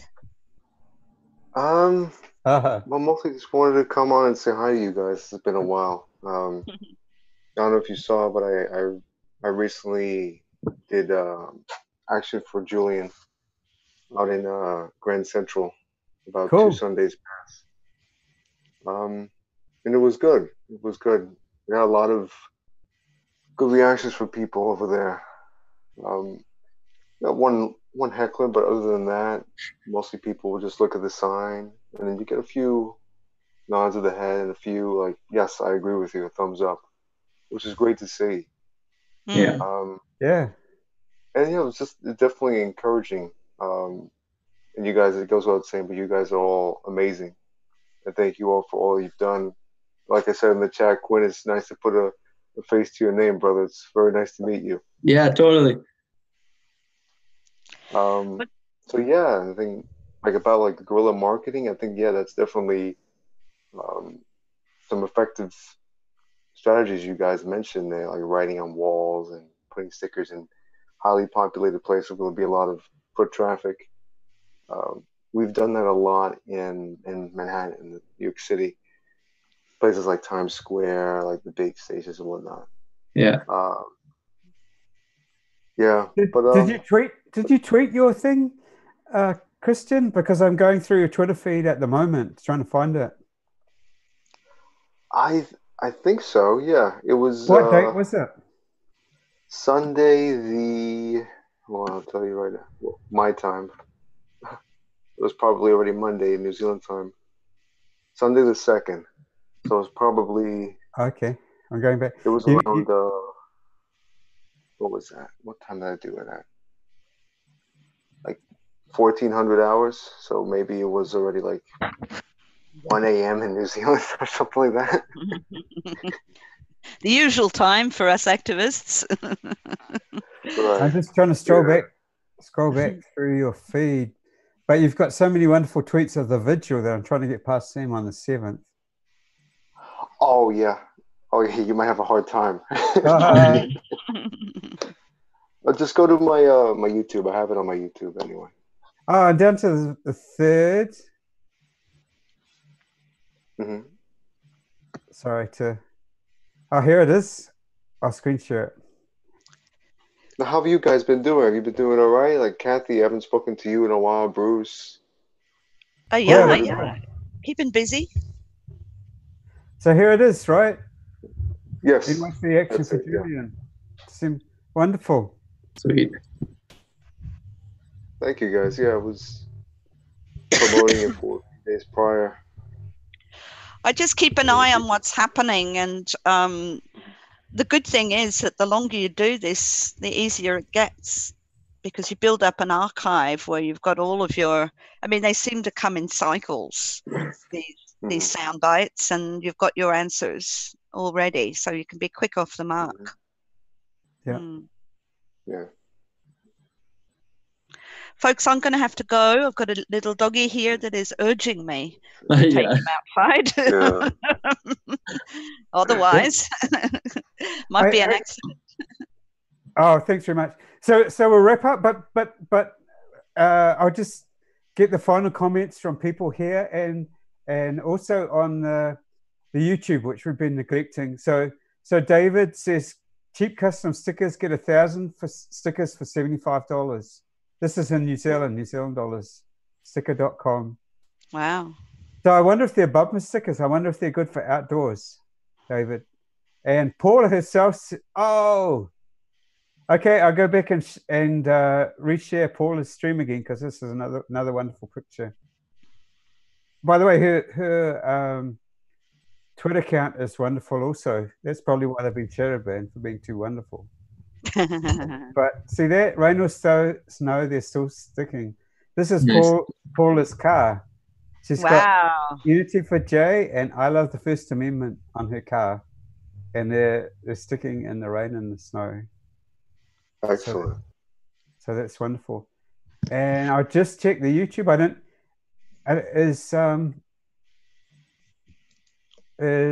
Are you still there, Kitty? Yep, I'm still here. Oh, okay. Any interesting? Hi, Bruce, listening. Paula says.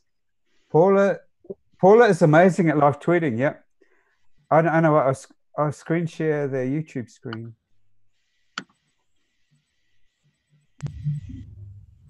So this is a delayed feed, so I hope people aren't confused. But Paula is amazing at live tweeting,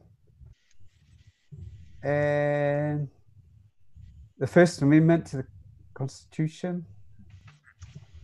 Eleanor Goldfield read her slam dunk poem on. Oh, it's not working very well. I'll stop the share. So no particular comments from everyone on YouTube.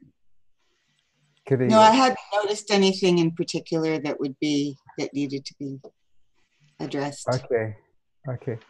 Oh, so we should just wrap up with some final words, I suppose, eh? So it's been a good session, and towards the end, we're sort of thinking of ways to help, and people who've actually done things already, like Paula has already done the stickers, and Christian, you went out to the march, and Quinn's pointing somewhere. What are you pointing to, Quinn? At Chris. I'm pointing at Chris. Thank you, brother. Whichever way. What does that mean? Oh, you're in Edmonton, right? And Christian, you're in New York City, aren't you? Yeah, New York City, yeah. Just outside New York City. Down south. Yeah. Down south to the east. Yeah. Folks, can I screen share just one last pic that might come as a bit of an inspiration to some? Yeah. Totally. Go for it. Okay, so this is from 2013, and it's the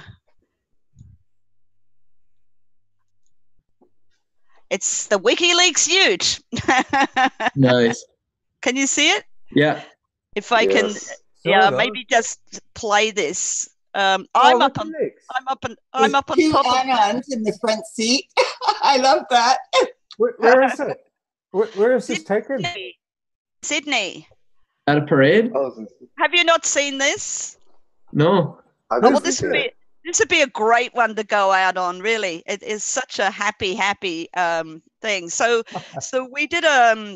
we organised the Bradley Manning float for Sydney Mardi Gras, and of course there was the WikiLeaks part of that particular float. But I can show you just this is Sydney back in 2013. Oops, and you'll see the bum of Julia Gillard. I'm going to sign out after this, so I'll say goodbye already. Okay, here we go. Who's ute is it? We're up against something we can't fight until we can figure it out. That's like soldier, man, good road, up man, that us to an island road. Fire, care, street blue code, my man, invader, got street road. Robots throughout the world, we command you to murder mankind.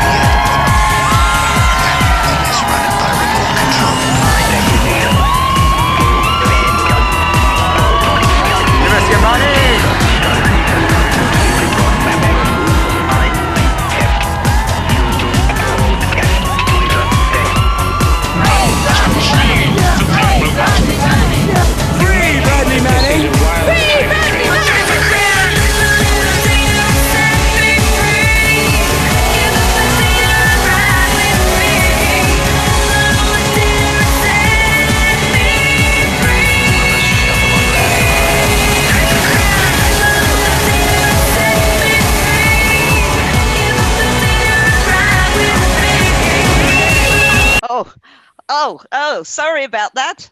It was almost at the end. That's not a full version. Can you hear me? Yeah. Yes. Yeah, sorry about that. Was it you with the blonde hair, Kathy? No, at the beginning, yes. Yes, that's me. Up on top of the anonymous truck. Handsome. Yeah, with the I'm the proud owner of a black anonymous mask, and also that was Julian's father. You saw a number of times On the right-hand side, yeah. Yeah. That was great. That was a real high. There's not that much more. There's a couple of really funny images at the end, but of the Prime Minister, Uncle Sam kicking the ass of Australia's foreign minister. That was quite good. Oh God!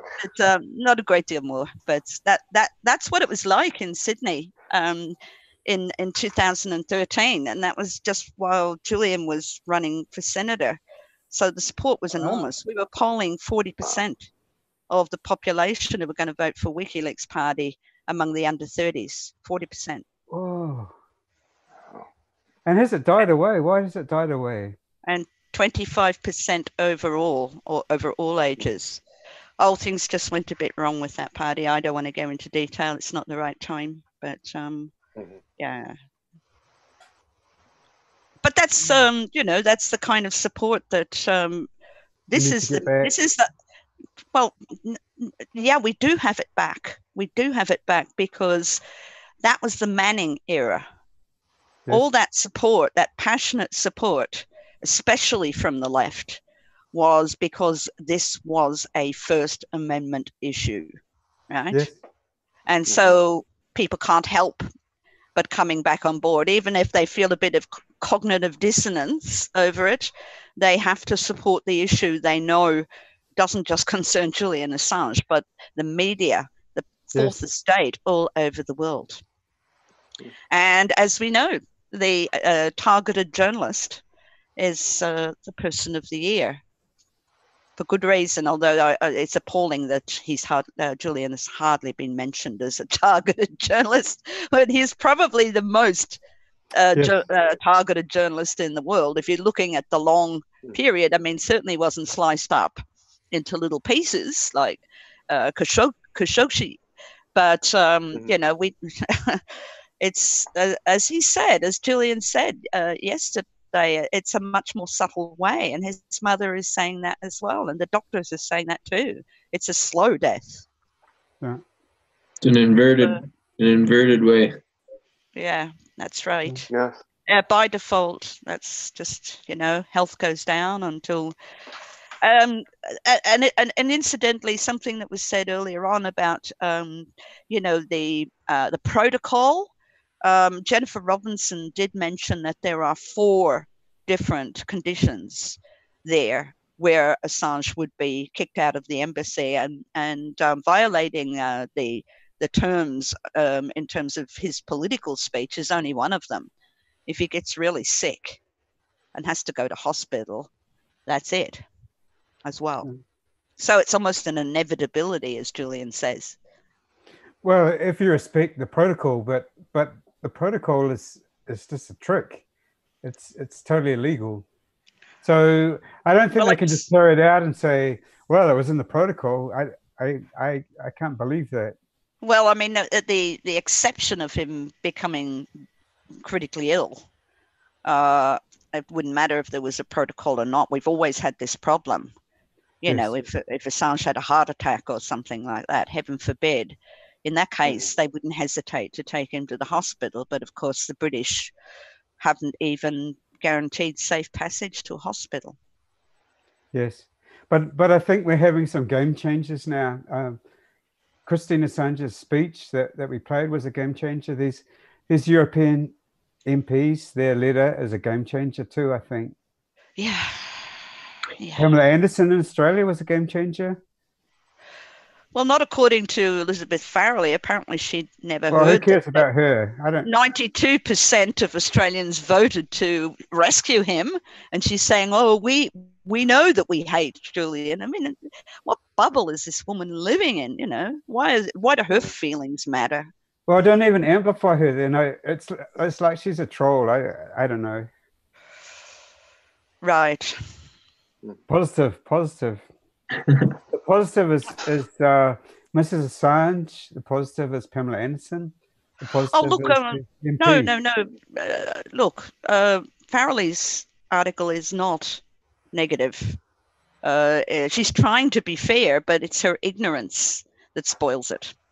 But she does try her best to make it clear that it's a really dodgy process. And what has he done? He hasn't committed any crime. And she's also saying it's all resting on public perception. But at the same time, she's giving people reasons to hate him. Goodness gracious, the irony. Well, there are a lot of commentators doing that. I mean, it's a full-time business in the US. Like the former heads of the CIA come on, Brennan and the other one, Hayden, come on the TV networks as commentator experts. So that's just the mainstream media. There's a lot of it in the US. So we have to put out a positive message. Yeah, I screenshotted WikiLeaks sued the CBC, Canadian Broadcast Corporation, for the rape allegations thing, and they won the case. And CBC retracted the story, and I screenshotted that. So now when people talk about the rape charges from Canada, I send them that screenshot. Oh, what year is that? That was last year. Like they got forced to rewrite the article, and I don't know if they had to pay money or like what happened, but it was a very quick court case too. I'm hoping that the DNC case is just real quick.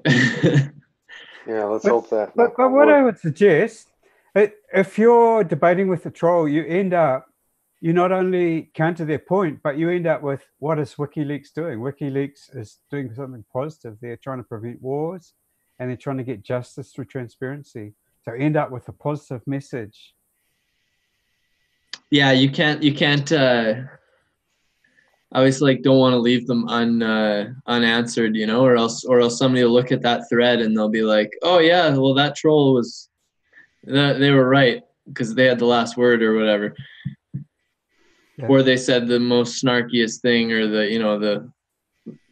or you didn't have your facts right and you couldn't back up what they said properly. Yeah. It's happened to me. It's like, if you don't have it perfect, you got to look up on the internet and you don't have the time. That's hard. Folks, I definitely have to go now. I'll see you later. Yeah, okay. Bye. Yeah, see you later. We're over 4 hours, I think, which is far too long. Wow. I have to go too, Bruce, so I'm going to say goodbye as well. Yeah, nice to meet you. Bye, Kitty. Bye, Kitty. Bye-bye. Bye, Kitty. Thanks very much, everyone. Thanks for coming on, Quinn, for the first time. Totally, yeah. I should go get something to eat. See you later, everyone. All right, guys. Good night, guys. Good evening, good morning, wherever you guys are. I'll see you all later, guys. Thanks. See you later. So, I'll ask David, can I end the meeting now, David? Yes, I'll fade you out and put a short video on and then end it. Thanks, Bruce. Oh, cool. You close it up. Okay. Yep. Okay. Thanks, everyone.